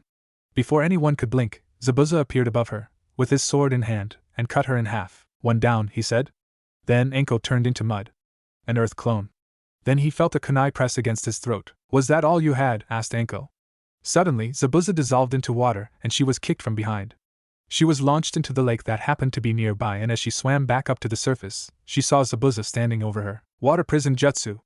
With that, Anko was trapped in a sphere of water. As long as Zabuza held onto the sphere, she was stuck. She had a limited amount of time before she ran out of air. Well, better take care of your brats and the old man. Water clone jutsu. A clone of Zabuza appeared at the edge of the lake and began to walk over to the genin. The three genin began to panic. Sasuke was cursing that he would never get to kill his brother or revive his clan. Rin had tried to come up with a plan. However, she couldn't figure out how she was going to steal that sword, and even if she did, he could still use ninjutsu. Naruto was watching his life flash before his eyes. To put it bluntly, it sucked. But when he got to the part where Irika saved his life, things began to get better. No way was he going to let it end now. Not when he finally got his mom back and found out who he was. Suddenly he had an idea. He just hoped Rin would figure the rest out. He stepped forward and took off his jacket. Dance of the Camellia. He shouted as he grabbed a shoulder bone that had begun to poke out. The bone looked like a sharp blade and was much stronger than steel. Interesting, said the clone. I will enjoy seeing the Shikatsumiyaku. How can this be, thought Sasuke. How can the dobe had a bloodline limit? If you like this, try my shadow clone jutsu. At that, there was a puff of smoke, and then there were 5 Narutos. They then ran towards the clone Zabuza and circled him. Now you're in for it, Ryuji no Agoki. The 5 of them began to appear and disappear around the clone, confusing him. This move makes it impossible for you to hit me, said one of the Narutos. With fluid-like motions and a constantly changing speed, you can't predict where I am or where I am going. Clone Zabuza was swinging his sword like a madman while the real one watched with interest. While this was going on, Rin noticed something on the ground. It was a windmill shuriken. Realization hit her and stole Sasuke's windmill shuriken from his bag. Shadow windmill shuriken. With that, she threw the weapons at Zabuza. Zabuza noticed the attack coming at the corner of his eye. It was a distraction. The blonde was just showing off to get my attention away from his teammates. And I fell for it. Zabuza caught the first shuriken with his free hand. When he saw the second one, he jumped to avoid it while still holding the sphere. Hey freak, came a voice from behind Zabuza. He turned around and saw the windmill shuriken turn into the blonde. Eat this, finger bullet drill. Naruto's finger bones shot out and headed for Zabuza's arm. He had no choice, he released the jutsu. Naruto hit water, and when he got back to the surface, Zabuza was giving him a death glare. You little shit, he said as he grabbed his sword. However, before he could do anything else, a kunai was shoved into his side. He looked down at the form of Anko. She then pulled out the kunai and gave him a roundhouse kick that landed in his gut. The force of the kick tossed him off of the water and into a tree. Soon, Anko was standing over him ready to give him the death blow. Before she could act, 3 senbons were embedded in his neck.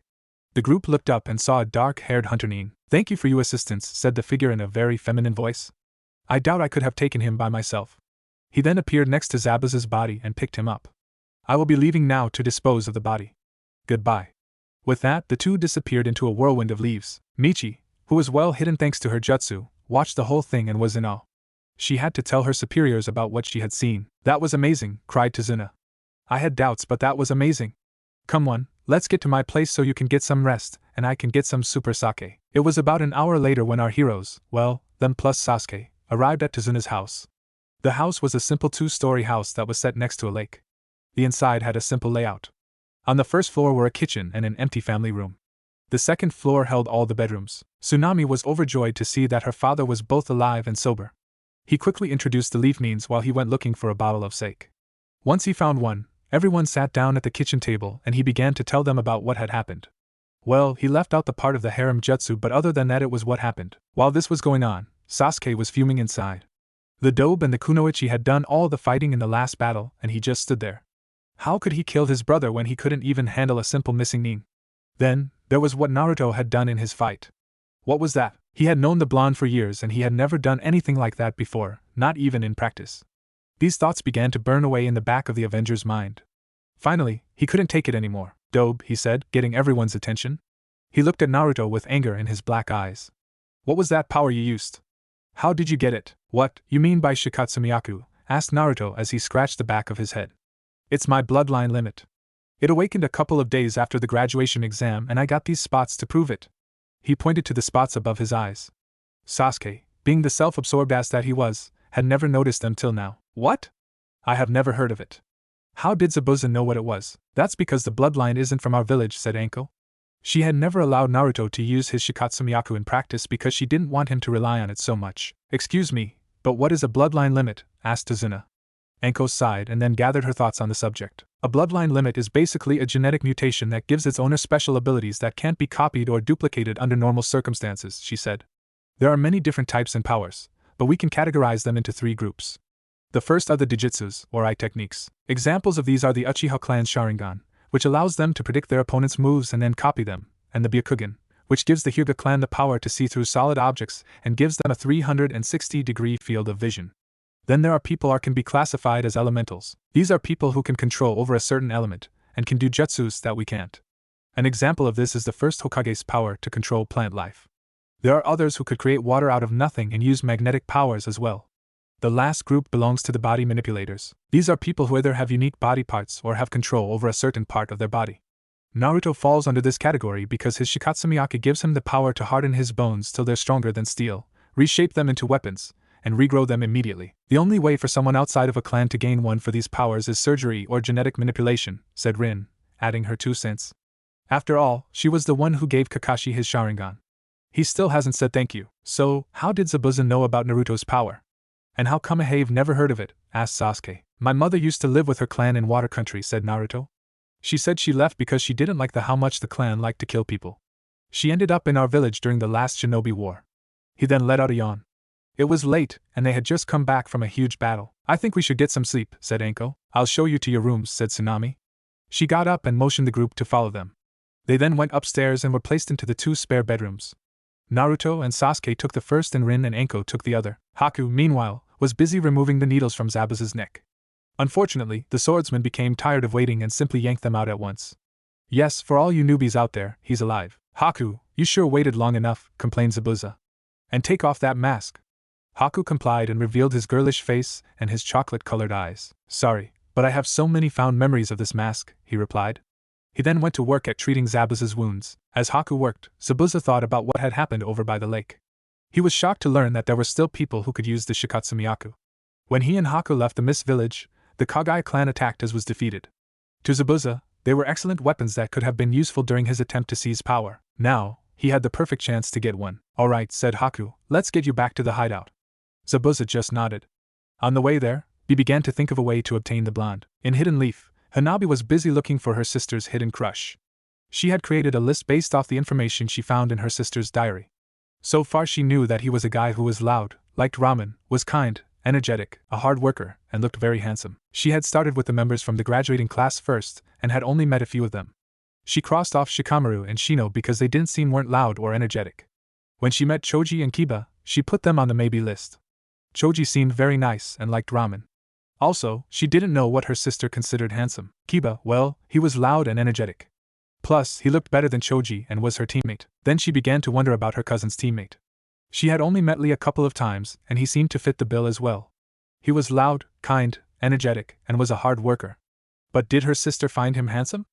Hanabi shuddered at the thought. Why, Dad? She asked the sky as she began to walk home. I'm a 7-year-old girl, so why do I have to do this? Maybe I'll just ask that blonde girl and her fiend with the huge forehead. In another part of the world, Sakura sneezed.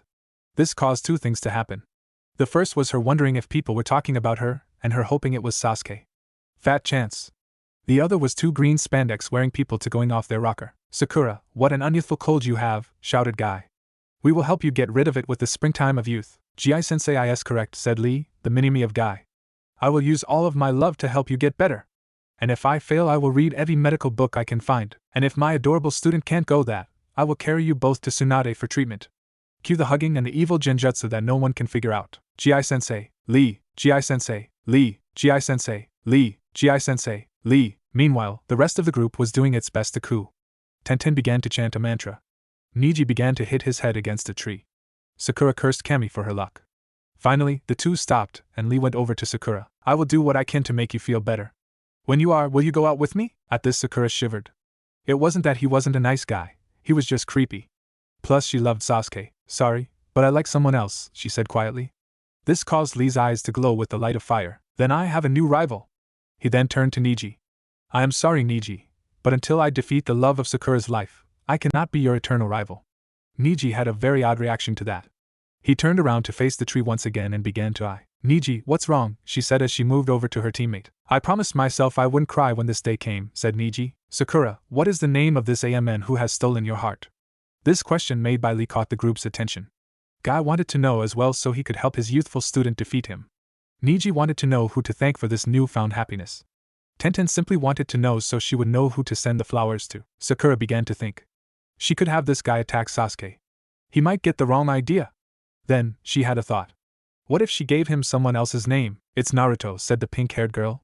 Naruto Uzumaki. The next morning Naruto, Rin, and Sasuke were eating breakfast with Tazuna and Tsunami. Anko had her eyes closed as she sat at the dinner table. She was in deep concentration on the events that had happened yesterday.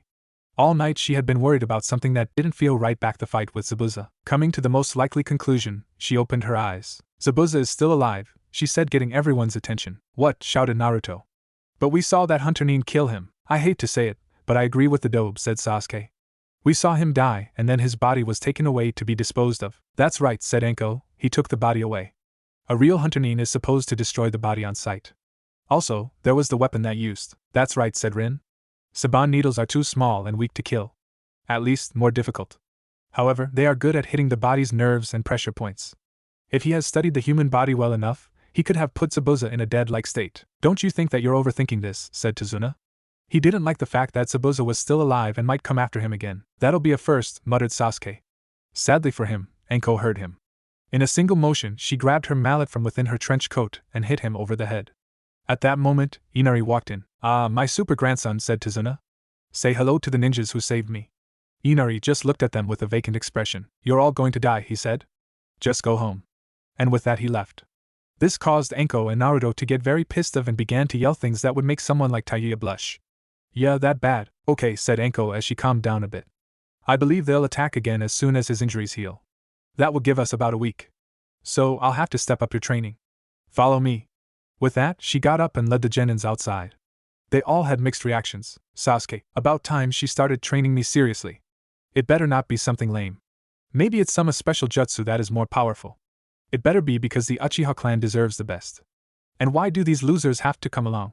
She should only be focusing on the best, me, Rin. Most likely she'll be showing us tree climbing. I already have that down, but my water walking is still kind of weak.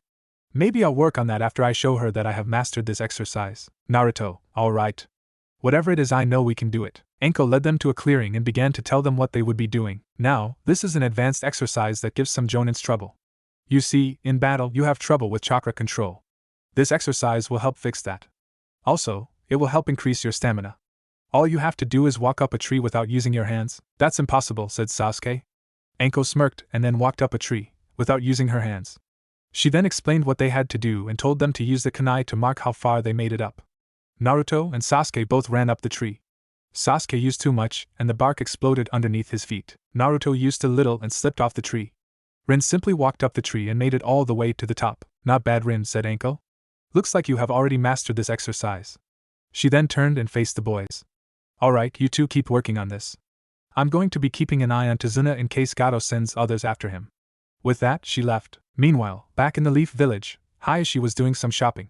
He basically wanted out of the house and noticed that they needed a lot of stuff. Hanabi had so far come up empty-handed with her search, and Hinata, it was that time of the month. So here he was, shopping for groceries from him and his daughters. At times like these, he missed his wife. She was good at these kinds of things. His philosophy had always been to just glare at the problem long enough, and it will go away. He stopped and looked at the list he had made. Where are the pickled vegetables? He said aloud, to no one really. However, someone heard him. I saw them in the back of the store, said Momiji Uzumaki. Hayashi turned around and thought he was under a genjutsu because she seemed to be standing inside a clamshell with a waterfall and rainbow background. She was wearing a dark blue kimono and her white hair was let down and touched her shoulders. His skin was pale, but not in a sickly way. It seemed to have a glow of its own. She was only about 5 inches shorter than him and, simply put, looked very good for a woman of 38. She stood in front of with carrying a small basket in her hands. What? He stammered. They are in the back of the store, she repeated. May I see that list? Hayashi simply nodded and handed her the list. She scanned the list and then looked at him. This won't do. There is little variety and not enough fruits. As she continued, many people stopped and stared at this sight. Hayashi Huga was just standing there being told that he made a mistake. No one does that. Usually, he gets angry and lashes out. "TT, thank you," he said. "Oh no, I sound like my daughter. And my heart is beating faster than usual." "You're welcome," she said with a smile. Hayashi felt his face go red and she began to walk away. At this point in time, his mind was in total confusion. He didn't want her to go. What to do? Should he ask her to help him out some more? "Yes," screamed a voice in the back of his head. It told him to be a man and ask a woman to help him shop. "Miss," he called out. She stopped and turned around. Now people were beginning to notice. Even the Hokage, who was watching this in his crystal ball, was placing bets with his attendants on what would happen. "I was wondering if you wouldn't mind giving me a hand." "I don't mind at all," said Momiji. In a short time, Momiji helped Hayashi with his groceries. While they did this, Hayashi asked her about herself, and she responded as such. When it was over, Hayashi wanted to ask her out. But there was a small problem. He didn't know how to do it. It had been so long since he had been in the dating pool, as he just said the first thing that came to mind. It was the same thing he did when he asked his late wife out. "Would like to have a sparring match?" he asked as they exited the story. Many people face faulted and a certain Hokage was collecting lost bets. "Sure," she said. "I would love to. I'll see you later, Lord Huga." With that she walked away. Back in Wave, Naruto was having trouble with the exercise. Rin had given him some pointers before she went off the train on her own. Getting up from his last attempt, he took a deep breath and followed Rin's instructions. He gathered chakra to his feet and began to concentrate. Then, he charged up the tree and was able to catch up with Sasuke before falling down. Realization hit Naruto that this was similar to the way he manipulated his bones. Sasuke began to watch this and saw that he was improving. Now, his two sides began to bicker. One side told him to ask him what he did so that power could be his. The other side said that he just got lucky and that he was an Uchiha. In the end, Sasuke decided to swallow his pride. "Our little baby is growing up." "Naruto, what did Rin tell you?" asked Sasuke. "Kami, this is so embarrassing." "I'm not telling," said Naruto with a grin on his face. It was now 2 days before the attack on the bridge, and the two boys were almost done with the exercise.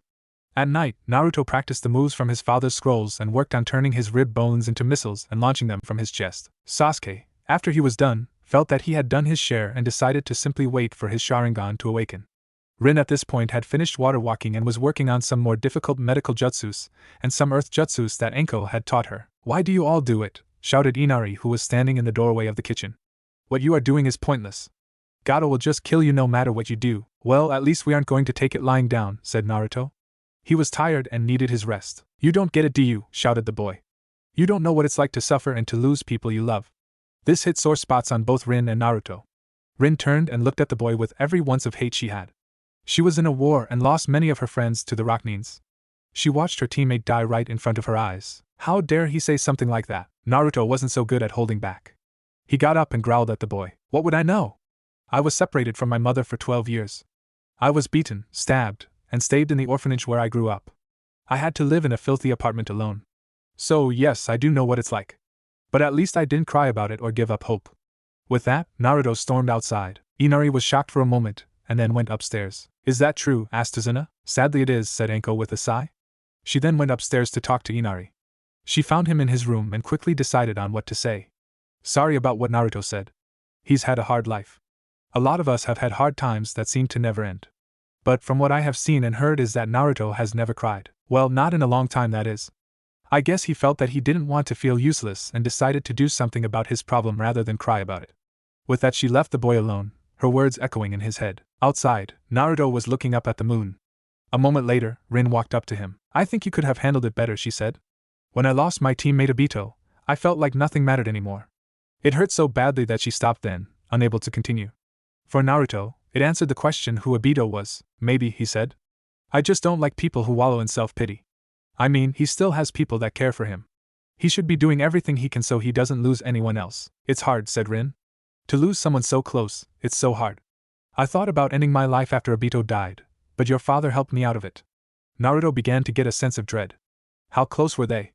No, he did want to know. "I'm going to train some more," he said as he walked into the forest. The next morning, Haku was collecting herbs for Zabuza. Tomorrow they would attack and they needed to be ready. He was wearing a pink outfit and had undone the bun in his hair. As he walked into a clearing, he saw Naruto asleep on the ground. What a perfect chance. Haku moved over to where Naruto was and began to poke him. Soon he was awake. "You're going to catch a cold," said Haku. Naruto looked up and you guessed it, thought Haku was a girl. "But I ask you, who wouldn't he?" What are you doing out here? I'm training, said Naruto. But you look strong enough as it is, replied Haku. I know, but I want to get stronger. So, why do you seek strength? Is it to protect you precious people? Naruto thought about that for a moment. He thought about his mother, Anko, Iruka, the old man, and Rin. Yeah, I want to protect them and make sure that nothing happens to them. But what if they don't need you? Asked Haku. Would you still protect them even if they change their mind on how they feel about you? Haku didn't want to do this, but if it helped Zabuza in the end he would do it. All he had to do was place seeds of doubt in his head and soon he would come to them. However, of course I would, said Naruto with a look of determination. I will never give up on those I care about. I see, said Haku as he got up and began to walk away. I hope you will be able to become strong for those people. No problems. I never go back on my word. You don't have to worry about me, miss. That's good to know. Oh, and by the way, I'm a boy. Naruto turned white and his eyes became dinner plates. About 10 minutes later, Sasuke found him. Apparently, the local wildlife thought he was a statue. What's wrong with you? Asked Sasuke as Naruto snapped out of it. The world is full of strange and scary people, was Naruto's response. The next day Anko, Rin, and Sasuke were at the door ready to go to the bridge with Tazuna. Are you sure you don't want to wait for Naruto? Asked Tsunami. Naruto had gotten back late the previous night after finishing the exercise along with Sasuke. However, he had overdone it and needed rest. He'll be fine, said Anko, waving her off. With that the group made its way to the bridge. About a half an hour later, Naruto woke up. Realizing that his team had left without him, he quickly got dressed and raced to catch up with his teammates. At the same time, Team 7 had arrived at the bridge to find everyone missing. Where are the workers? Cried Tazuna. This was answered by laughter of none other than Zabuza, who walked towards them with his partner next to him. They ran away as soon as they saw me, he said with a smirk. He then noticed that the Kagaya was missing. Where is the blonde? Why do you want to know? Asked Anko, who tensed. I would also like to know, said another voice.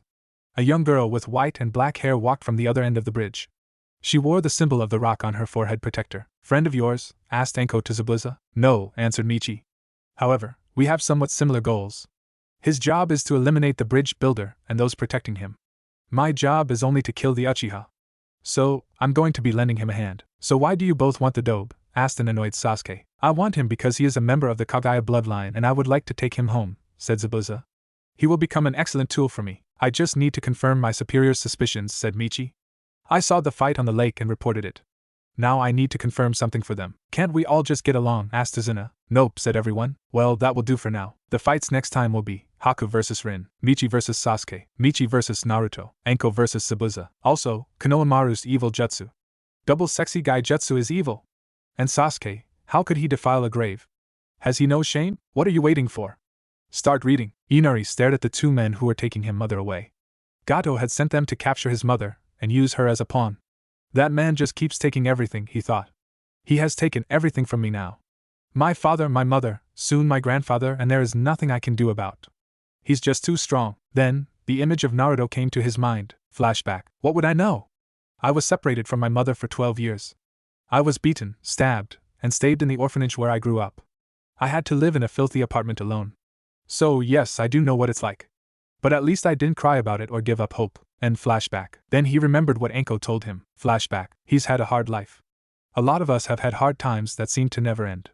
But from what I have seen and heard is that Naruto has never cried. Well, not in a long time, that is. I guess he felt that he didn't want to feel useless and decided to do something about his problem rather than cry about it. And flashback. Inari began to think about his father. He had told him to protect what is important. He had died doing that. Now, here he was, crying like a little baby instead of following in his stepfather's footsteps. He then got up and charged. The men saw this coming and chucked. When he got close enough, they struck him down in an instant. Their amusement ended quickly as the boy turned into a log. Further down the dock was the blonde shinobi with Tsunami and Inari. That was the last thing they saw as they were both knocked out from behind by two of Naruto's shadow clones. Inari looked at Naruto, who just smirked back. Why did you come back? Asked the boy. While I was on my way to the bridge, I saw a boar that was slashed up. Then I noticed that the trees leading up to your place had slashes on them as well.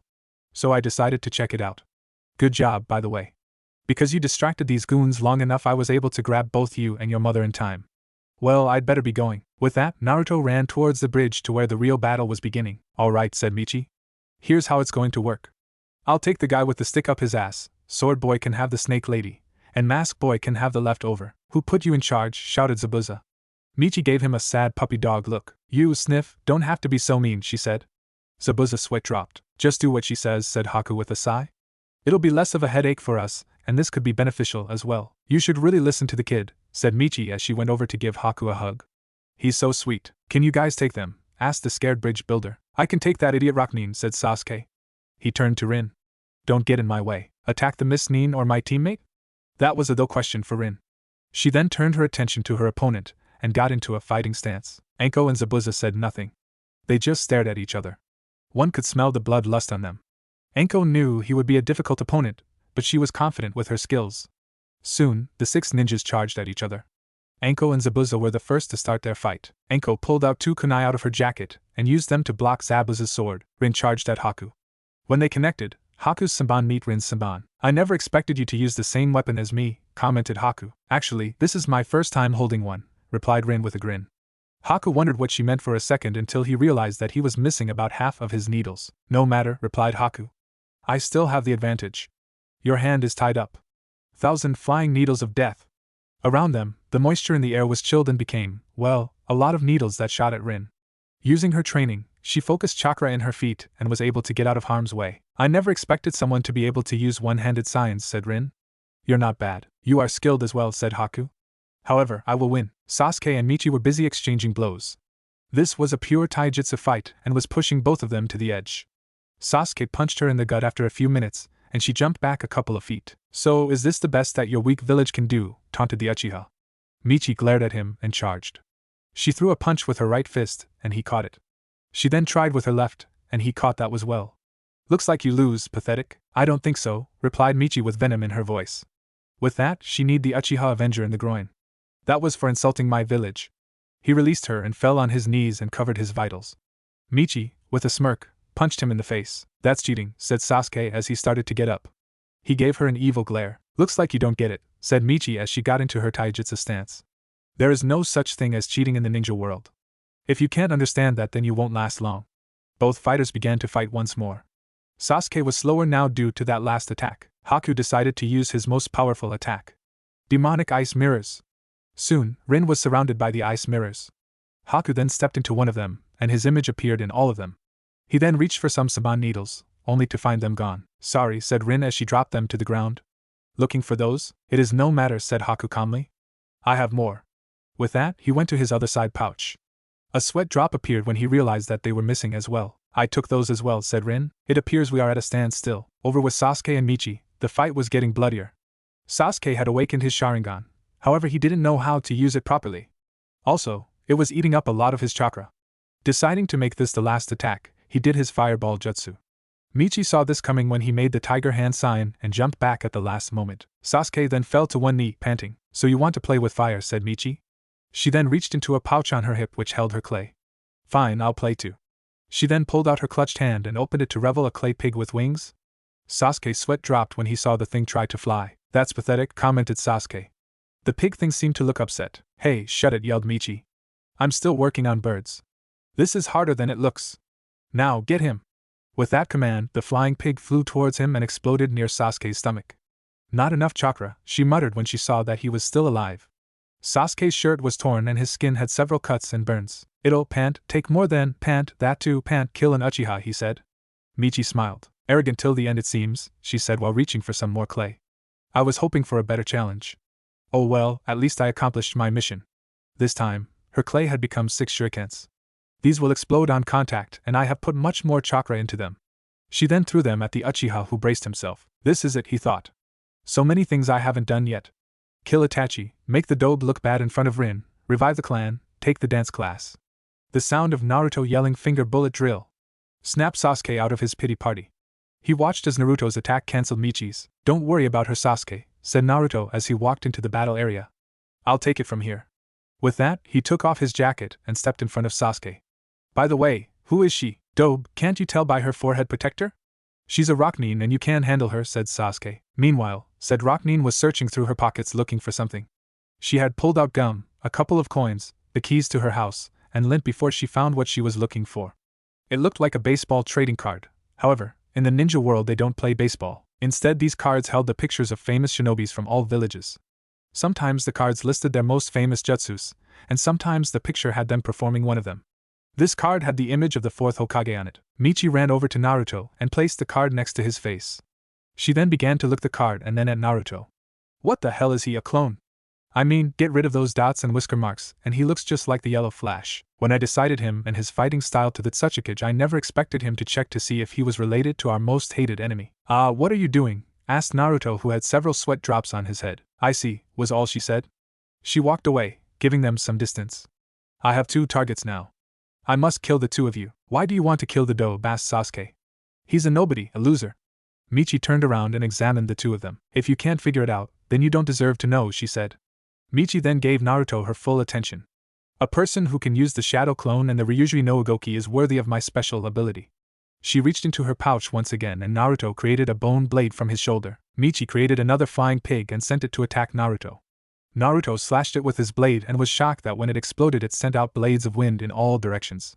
He now had several slashes on his body, but they were healing quickly. I have the power to add any of the 5 elements to my clay bombs, said Michi as Naruto got over the shock.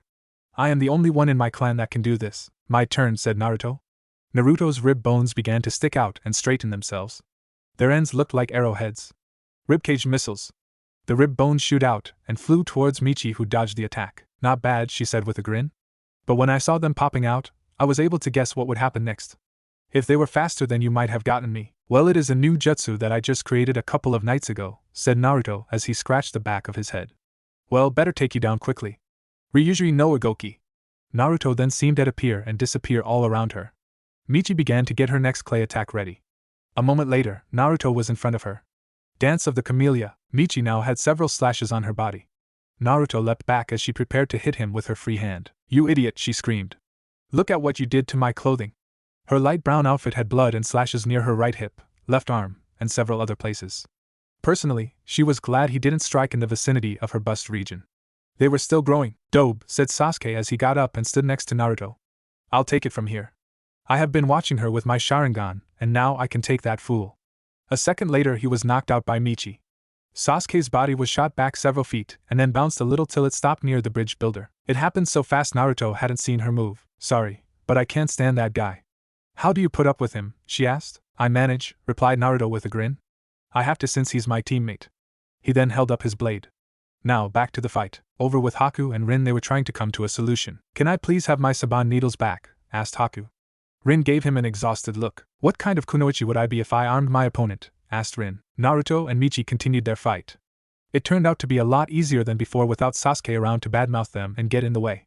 Naruto continued to use his combo of Ryuji no Ugoki and the dance of the Camellia. Michi had pulled out a kunai and was doing her best to block him with one hand while the other was getting clay ready. Michi jumped back and threw several clay spiders at him, which became enlarged and clung to him. One was on his chest, another on his left arm, and a third on his left leg. Naruto tried to pry them off, however Michi made a hand sign and they exploded in a large ball of fire. Well, that's done, she said as she looked at the tower of smoke where her blonde opponent once stood. When the smoke cleared, a shocked look appeared on her face. Naruto still stood. The flesh seemed to be missing from the areas where the spiders had went off, but in its place was a white mass. As the skin began to regrow, the white mass seemed to shrink. That's new, she commented. Naruto just shrugged. I guess I did it on instinct, he replied. To be honest, I don't know what was going on in my head. Well, let's see how your bones handle this, she shouted as she launched a clay centipede at Naruto which wrapped around his body. She made a hand sign and instead of exploding, it began to send a large amount of electricity into Naruto's body. He screamed in pain and then it stopped, and he heard a deep voice in his head. You are weak. It looks like I will have to take over to get you out of this mess. Red chakra began to surround Naruto as he broke free from the clay centipede. His whisker marks became deeper, and his eyes became slit and blood red. His hands then turned into claws. Kyuubi decided to add the finishing touches by giving him a tail. The kitsune sent his chakra to Naruto's tailbone, and a tail, made on bones, shot out of his rear. Michi was shocked at this. What is he? Is he like me? Fear overtook here. She was scared shitless. She believed that she would soon die and had good reason to. Well, said a voice in her head. So the high and mighty kitsune really did get sealed. Time to take this fight to the next level as well. White chakra, the chakra of Huku, surrounded Michi and she began her transformation. Her right arm became covered with white fur. Her hand began to change its shape till it looked like a dog's head. Her eyes turned yellow and her pupils took on the shape of an X. Her fangs grew till they could be easily seen several feet away. Both had lost all reason. The only thing that they felt was the urge to fight and kill the person standing in front of them. Anko and Zabuza had stopped in their fight when they felt the chakra of the two demons. What is that? Asked Zabuza. There was fear in his voice and his knees began to shake. Why is there two? Wondered Anko. I know Naruto hold the Kyuubi inside of him, but there is a completely different demonic chakra near him. Could it be the girl? I'd better finish Zabuza fast and get things under control. Summoning jutsu, shouted Anko. A moment later, she was standing on the head of a big blue snake. Time to finish this Zabuza. I have never felt anything like that before, said Haku with fear in his voice. Before Rin could say anything, one of the ice mirrors shattered as Naruto and Mitchi came sailing through it. Michi's dog hand had bitten into Naruto's side and Naruto's clawed hands were slashing her continuously. When they hit the ground they let go and rolled away from each other. Haku cancelled his jutsu, deciding that this area was no longer safe to fight in. Rin just watched as the two demon vessels got back up and continued to fight. Bone clone jutsu. With those words, Naruto hunched down and two white ovals began to grow from out of his back. Soon they were about his size and they quickly began to take shape. A moment later there were 3 Narutos. 2 of them looked paler and thinner than the original. The 3 of them charged at Mitchi. Mitchi grabbed a handful of clay and shoved a handful of clay into her transformed hand and pointed it at the charging Narutos. Clay cannon! I suck at naming these moves, she shouted as a dozen winged dogs shot out and headed for Naruto. Naruto's new clones moved in front of Naruto and took the attack. There was a large explosion that destroyed both clones, shattering them. Naruto lunged forward and, in a second, his hands were around her neck. As Mitchi began to pass out, she began to revert back to normal. But Naruto didn't stop. The voice in his head told him to continue. Naruto, cried Rin. Stop, you've won. Something in her voice caused Naruto to awaken, pushing Kyuubi's influence away. He too began to revert back to normal and let go of her. Rin walked over to him, kneeled down next to him, and spoke up again. Are you alright? Yeah, he said with a nod. If you hadn't have stopped me I might have killed her. He leaned closer to her. Thanks, Rin. Listen, I need to tell you something. Rin began to blush. What is it? She asked. Naruto opened his mouth to speak, but before he could say anything he was stopped by Zabuza's screams. The 2 of them got up and went over to where Anko and Zabuza were fighting. When they got there, they saw Zabuza under a giant blue snake. Anko was next to him holding a kunai next to his throat. She had one of her sadistic looks on her face. Come on and say it, she said. Have a heart, moaned Zabuza. Just say it, sneered Anko. Fine. I surrender to the goddess that is Anko. I am scum that doesn't deserve to be under her boots. Say the last part. I also like to wear dresses. There, I said it. Now let me go. The giant snake then poofed out of existence and Haku appeared next to his master. Anko turned to face her students. Oh, Naruto, you're fine. For a moment I thought, well, never mind what I thought. Anyways, it looks like everything is fine. Hey, where is Sasuke? He got knocked out after insulting his opponent too much, said Naruto with a grin. Well, isn't this sad, said a voice at the other end of the bridge. I thought I hired a killer, and what do I get? A whip dog. The shinobi turned to see a short man with a broken arm. Behind him were about 100 of his thugs. Gato, shouted Zabuza, what is the meaning of this? I just came here to finish you off after you killed the bridge builder, said Gato. But it seems like you couldn't even do that. So I'm just going to have my men kill you all. Gato, shouted Tazuna, you'll never get away with this. Everyone had forgotten that he was there. I think I will, said the evil little man. First I'll kill all of you and then have my way with the rest of this village. Maybe I'll sell your grandson to some slave traders I know and send your daughter into one of my brothels. At that, Naruto's eyes narrowed, think Kenshin when he gets pissed in his battle mode, and he let out a massive killer intent. Gato had gone too far. Tsunami and Inari had suffered enough. He created another bone blade from his shoulder and disappeared and then reappeared in front of Gato. Kaiten Kenbu, he shouted as he spun around 3 times in less than a second, killing the greedy businessman. Naruto looked down at him and then walked back to the others. Anko was shouting things like hell yeah and that's the way kid.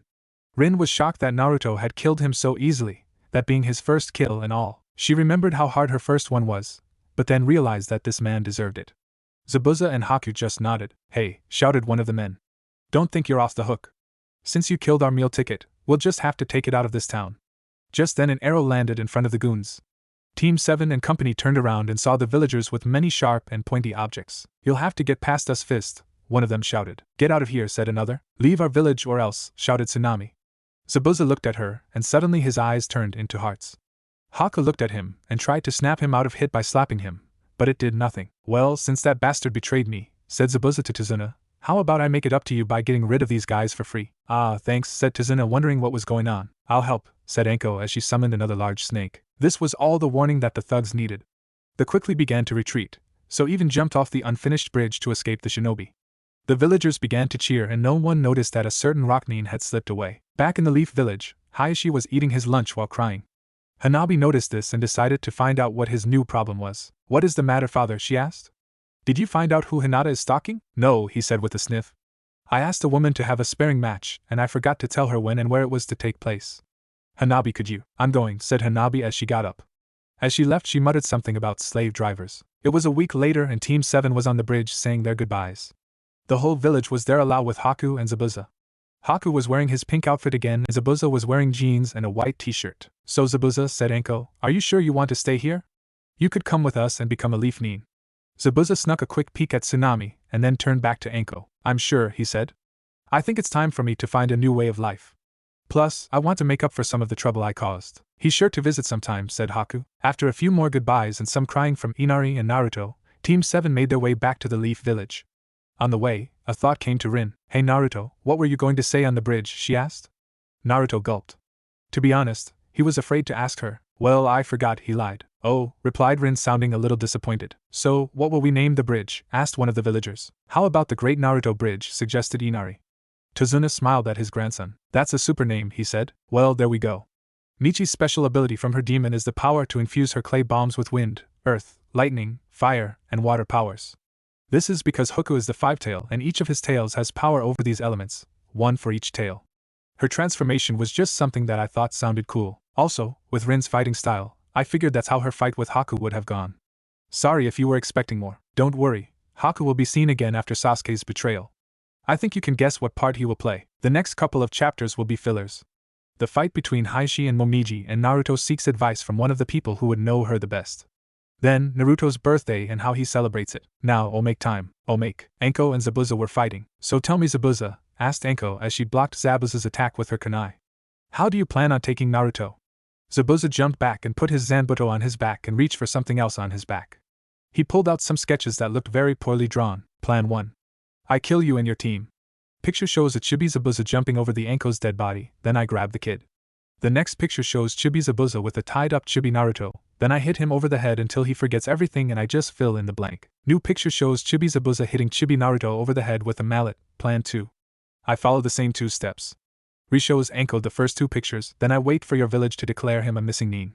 Shows a picture of Chibi Naruto crying. I then offer him to join us and all the dango he can eat. Shows her a picture of Chibi Naruto jumping with a stick on dango in his hand. One problem, said Anko. I'm the dango-obsessed person on the team. Naruto likes ramen. Now, one last thing before I begin. Should Hayashi and Momiji start dating? I know, she just got out of a coma and all, but she will need a life of her own. She will always be there for Naruto, but she will need a life of her own.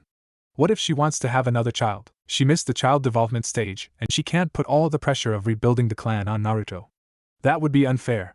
Fun for Naruto, perverted giggles from Kakashi, but still unfair. All that pressure, more giggles from Kakashi. Also, if the do get married it will be during the time skip that I won't be skipping. Also, I don't think Hinata will give up her feeling just because their parent got married. Just think of her reaction. Well, those are my reasons for this little union. What do you mean, clone? Asked Tsuchikage. Michi was giving her report of the events that occurred on her failed mission. During the confusion with Gato and his men she had woken up and escaped. She wasn't able to kill the Uchiha, but she was able to get some information of the other target. He's like a mini-me of the Yellow Flash, cried Michi. Same hair color, same kind of eyes, and hell he even has the same hairstyle. The only differences are the red dots above his eyes and the whisker makes on his cheeks. The Tsuchikage nodded and closed his eyes for a moment as he pictured the boy in his mind. He then compared it to the fourth. So, he has the Shikatsumiyaku, is able to use shadow clones, and the Yellow Flash's fighting style. Anything else? Michi closed her eyes for a moment before she spoke. He might be the vessel for the Kyuubi. The Tsuchikage just stared at her, realizing now why she lost. She held the 5 tails and went out against one who held the 9. Did he have control, he asked. Neither of us did, she replied. I sent a powerful electric-charged clay bomb on him that should have killed him. His demon must have protected him, and he couldn't handle all that power at once.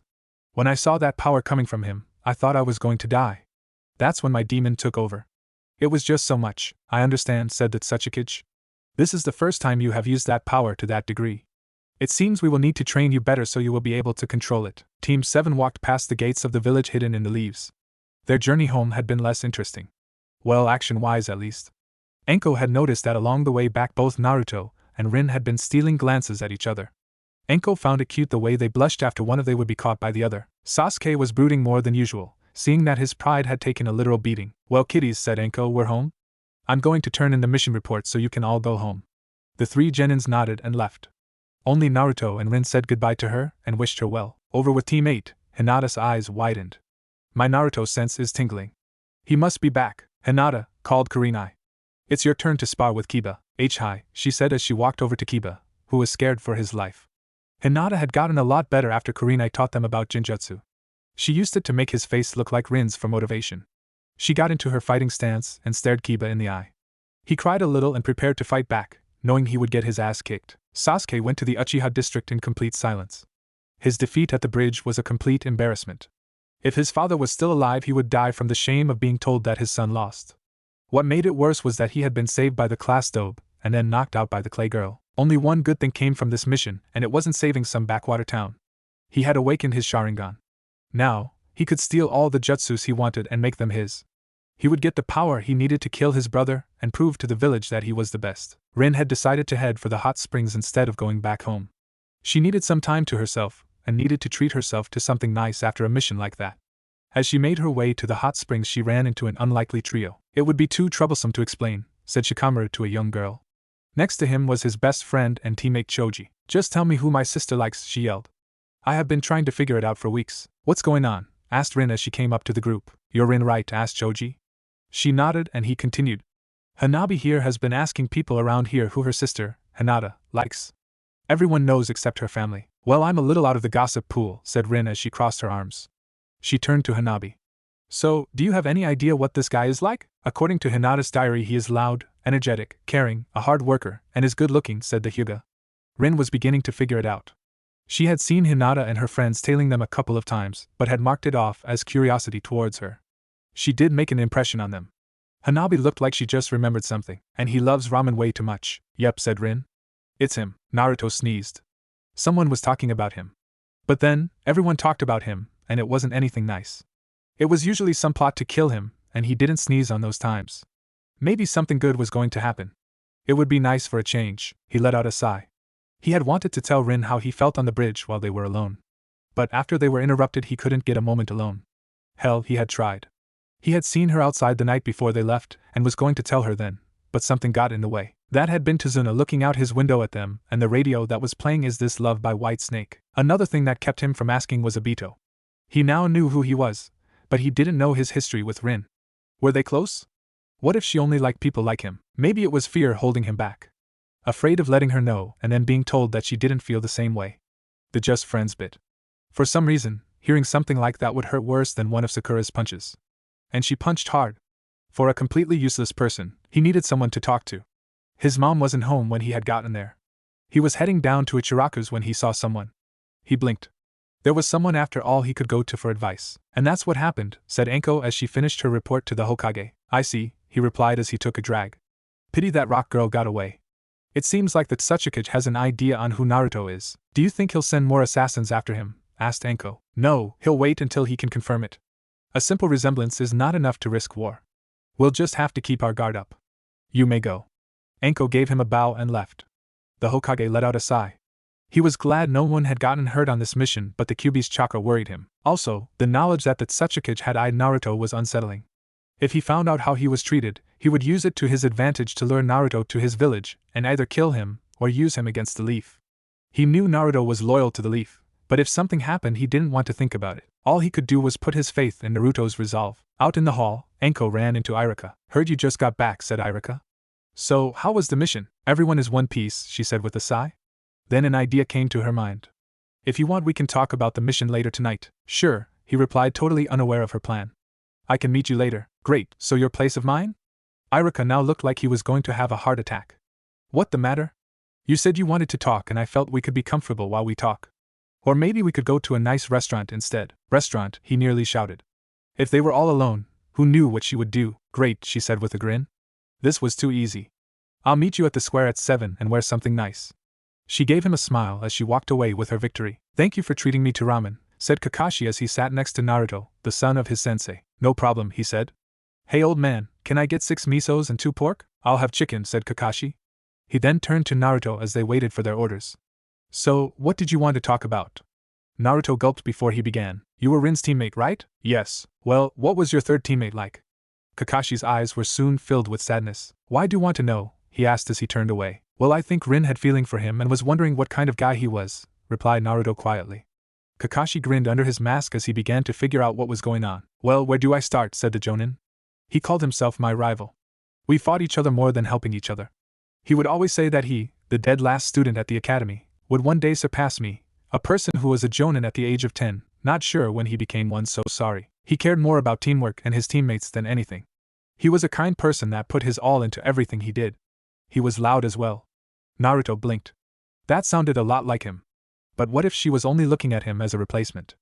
Naruto's head began to hurt as more thought came up and didn't notice as Kakashi ate his meal. That was good. What? Shouted Naruto as he realized that Kakashi had finished his meal. He didn't see his face. In frustration, he began to eat his own ramen with much vigor. Can I ask you a question? Asked Kakashi. Sure, what is it? What gave you the impression that Rin had feeling for Obito? Well, something came up during our last mission and she mentioned his name. That and she talks in her sleep. Shit, I didn't just say that, did I? He turned to face Kakashi once again and from the look on his face, he wasn't angry, he had a perverted look on his face. Suddenly his face was an inch away from Naruto's. Give me the details, he said. And nothing happened, shouted Naruto as he blushed. She was sleepwalking and ended up in my bed. At the time I didn't know she was sleepwalking. Anyways, she began to grab me and then she whispered Obito and I took her back to her room. Kakashi sighed as he moved away. He then gave Naruto a look of disgust. I was hoping for something better, he said. I'm very disappointed in you. You should have taken the opportunity that was given to you. Things like that don't come twice. Fool. You missed your chance. He would have said more, but he felt a very angry aura behind him. He slowly turned around and saw Rin with hellfire in her eyes. For all of you wondering why she's here, well, she didn't have enough money and went to look for Naruto to borrow some. Die pervert, she shouted as she launched a chakra-infused fist at Kakashi. A second later a star was seen in the middle of the day. Some Jonin couldn't even dodge a little love tap like that. With that Rin began to storm away. Naruto quickly paid for the meal and chased after her. Wait, Rin, he said after he was only a few feet from her. I can explain. I just went to him for advice and I heard the whole thing, said Rin as she stopped. You wanted to know about Obito and asked Kakashi. She then turned to face him. You could have asked me. I'm finally over it. You didn't look over it at Tanzuna's house, he said quietly. Well, I am. It was just I don't know what that was. Inari just hit sore spot, that's all. She began to turn but stopped and faced Naruto again. Before I forget, she said in an emotionless tone that made Naruto gulp. She walked over to him, and he closed his eyes expecting a powerhouse punch. What he got was a kiss on the cheek instead. Thank you for not taking advantage of me, she said with a smile. She then walked away with some money she had borrowed from the Uzumaki. Naruto just stood there as she walked away. Slowly, he raised a hand to his cheek. She doesn't hate me. That thought made him feel warm all over. He heard a whistling sound and took a large step to the right. A moment later Kakashi landed on the ground. What's her problem? He asked as he got up like nothing happened. He then pulled out his orange book and walked away. Naruto just stared at Kakashi's fading form as he walked away. This day can't get any weirder. He couldn't be more wrong. Are you Naruto Uzumaki? Came a voice from behind him. Naruto turned around and faced a Huga and a girl with her hair tied into buns. Yes, he said. The boy's eyes narrowed and Naruto took a step back. Thought came to mind on who this boy might be. He could be someone who liked Rin and didn't like seeing her kiss someone else. He could be someone who found out about the fox and wanted to kill him. He could be an arrogant punk who just wanted to kick the crap out of him. Seconds passed until the Huga finally made his move. It happened fast. Naruto couldn't dodge or anything. Soon, his attacker held him tightly in a hug. Thank you, thank you, thank you, thank you, thank you, he shouted as he swung Naruto back and forth like a rag doll. Tears were racing out of his eyes like two small rivers. Thanks to you, Lee will be leaving me alone. Just as long as someone else suffers, I'm happy. With that, he let go and regained his composure. The girl next to him bowed. I pity you, she said. But better you than us. Naruto was confused. What the hell were these two talking about? He didn't know anyone named Lee. Before he could ask, another Huga came running up to them. Niji, said the older Huga, a sparring match is about to take place at the compound. It is against your uncle and a woman with white hair. I'll be there, said the boy named Niji. He quickly ran towards the Huga compound followed by Tenten and Naruto. Naruto had a feeling he knew who this woman was. And he was right. When the three of them arrived, they saw Momiji stood in front of Hayashi in the Huga family dojo. Hayashi was dressed in his traditional white robes. Momiji was wearing yellow robes that were similar to his except that her top hung from her hips and she had bandages covering her breasts. A single Huga elder spoke up, telling them to begin. Both of them got into their fighting positions. Hayashi got into the opening stance of the gentle fist and activated his Byakugan. From what he could see, Her chakra coils were closer to her bones than anyone else he had ever met. He found out why when she pulled out one of her shoulder bones that was reshaped into a dagger. How did she do that? Asked Tenten. It's called the Shikatsumiyaku, said Naruto with a grin.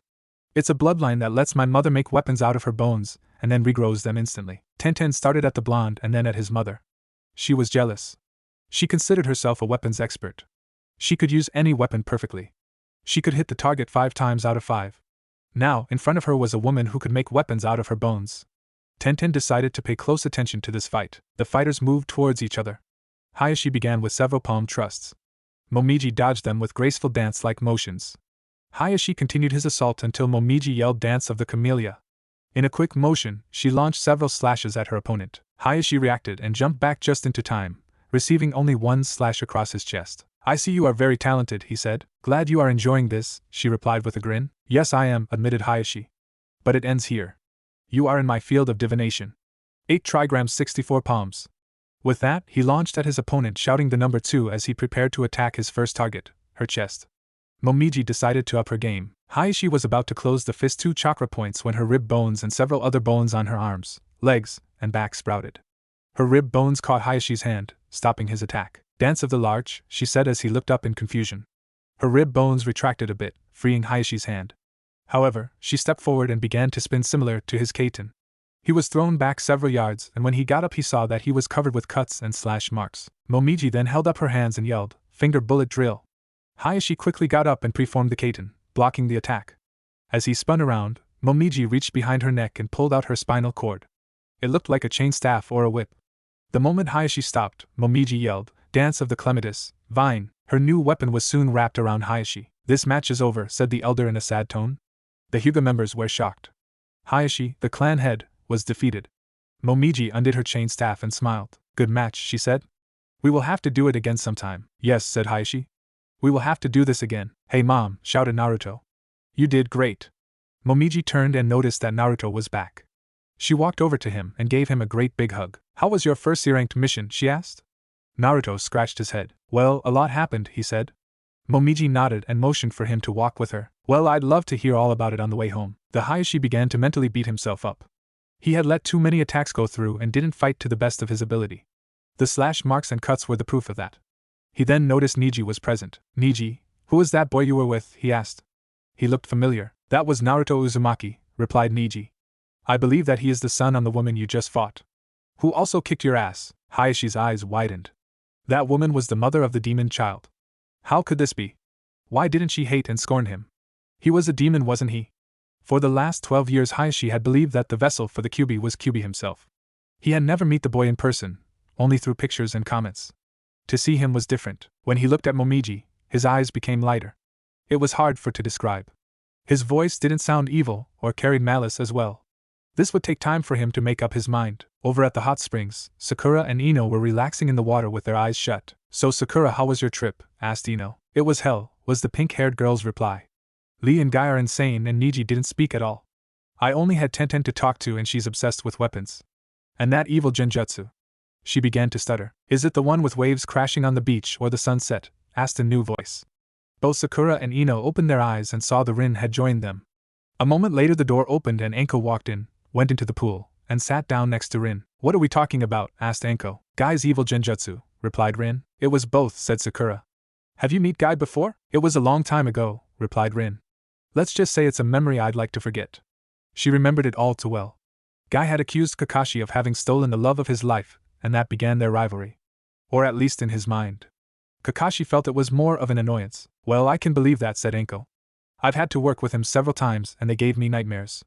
This scared Rin. The fact that Guy had gotten worse and could give a person like Anko nightmares was enough to make anyone worry. "Well," continued Anko, "I won't let him ruin my good mood." "What is it?" asked Rin. "I got Irika to go out with me," she said. "He wants to talk about the mission and I got him to take me out." She then turned to Rin and smirked. "So, when are you going to tell Naruto how you feel about him so you can go on a date?" Rin's face turned beet red. "What?" shouted Sakura.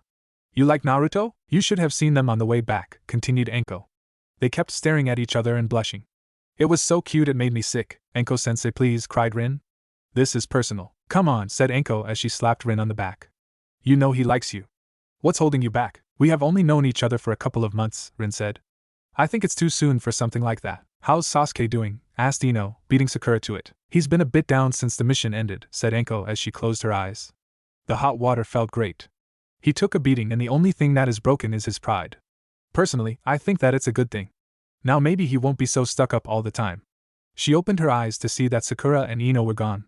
She turned to Rin. Where did they go? They left when you said that Sasuke took a beating.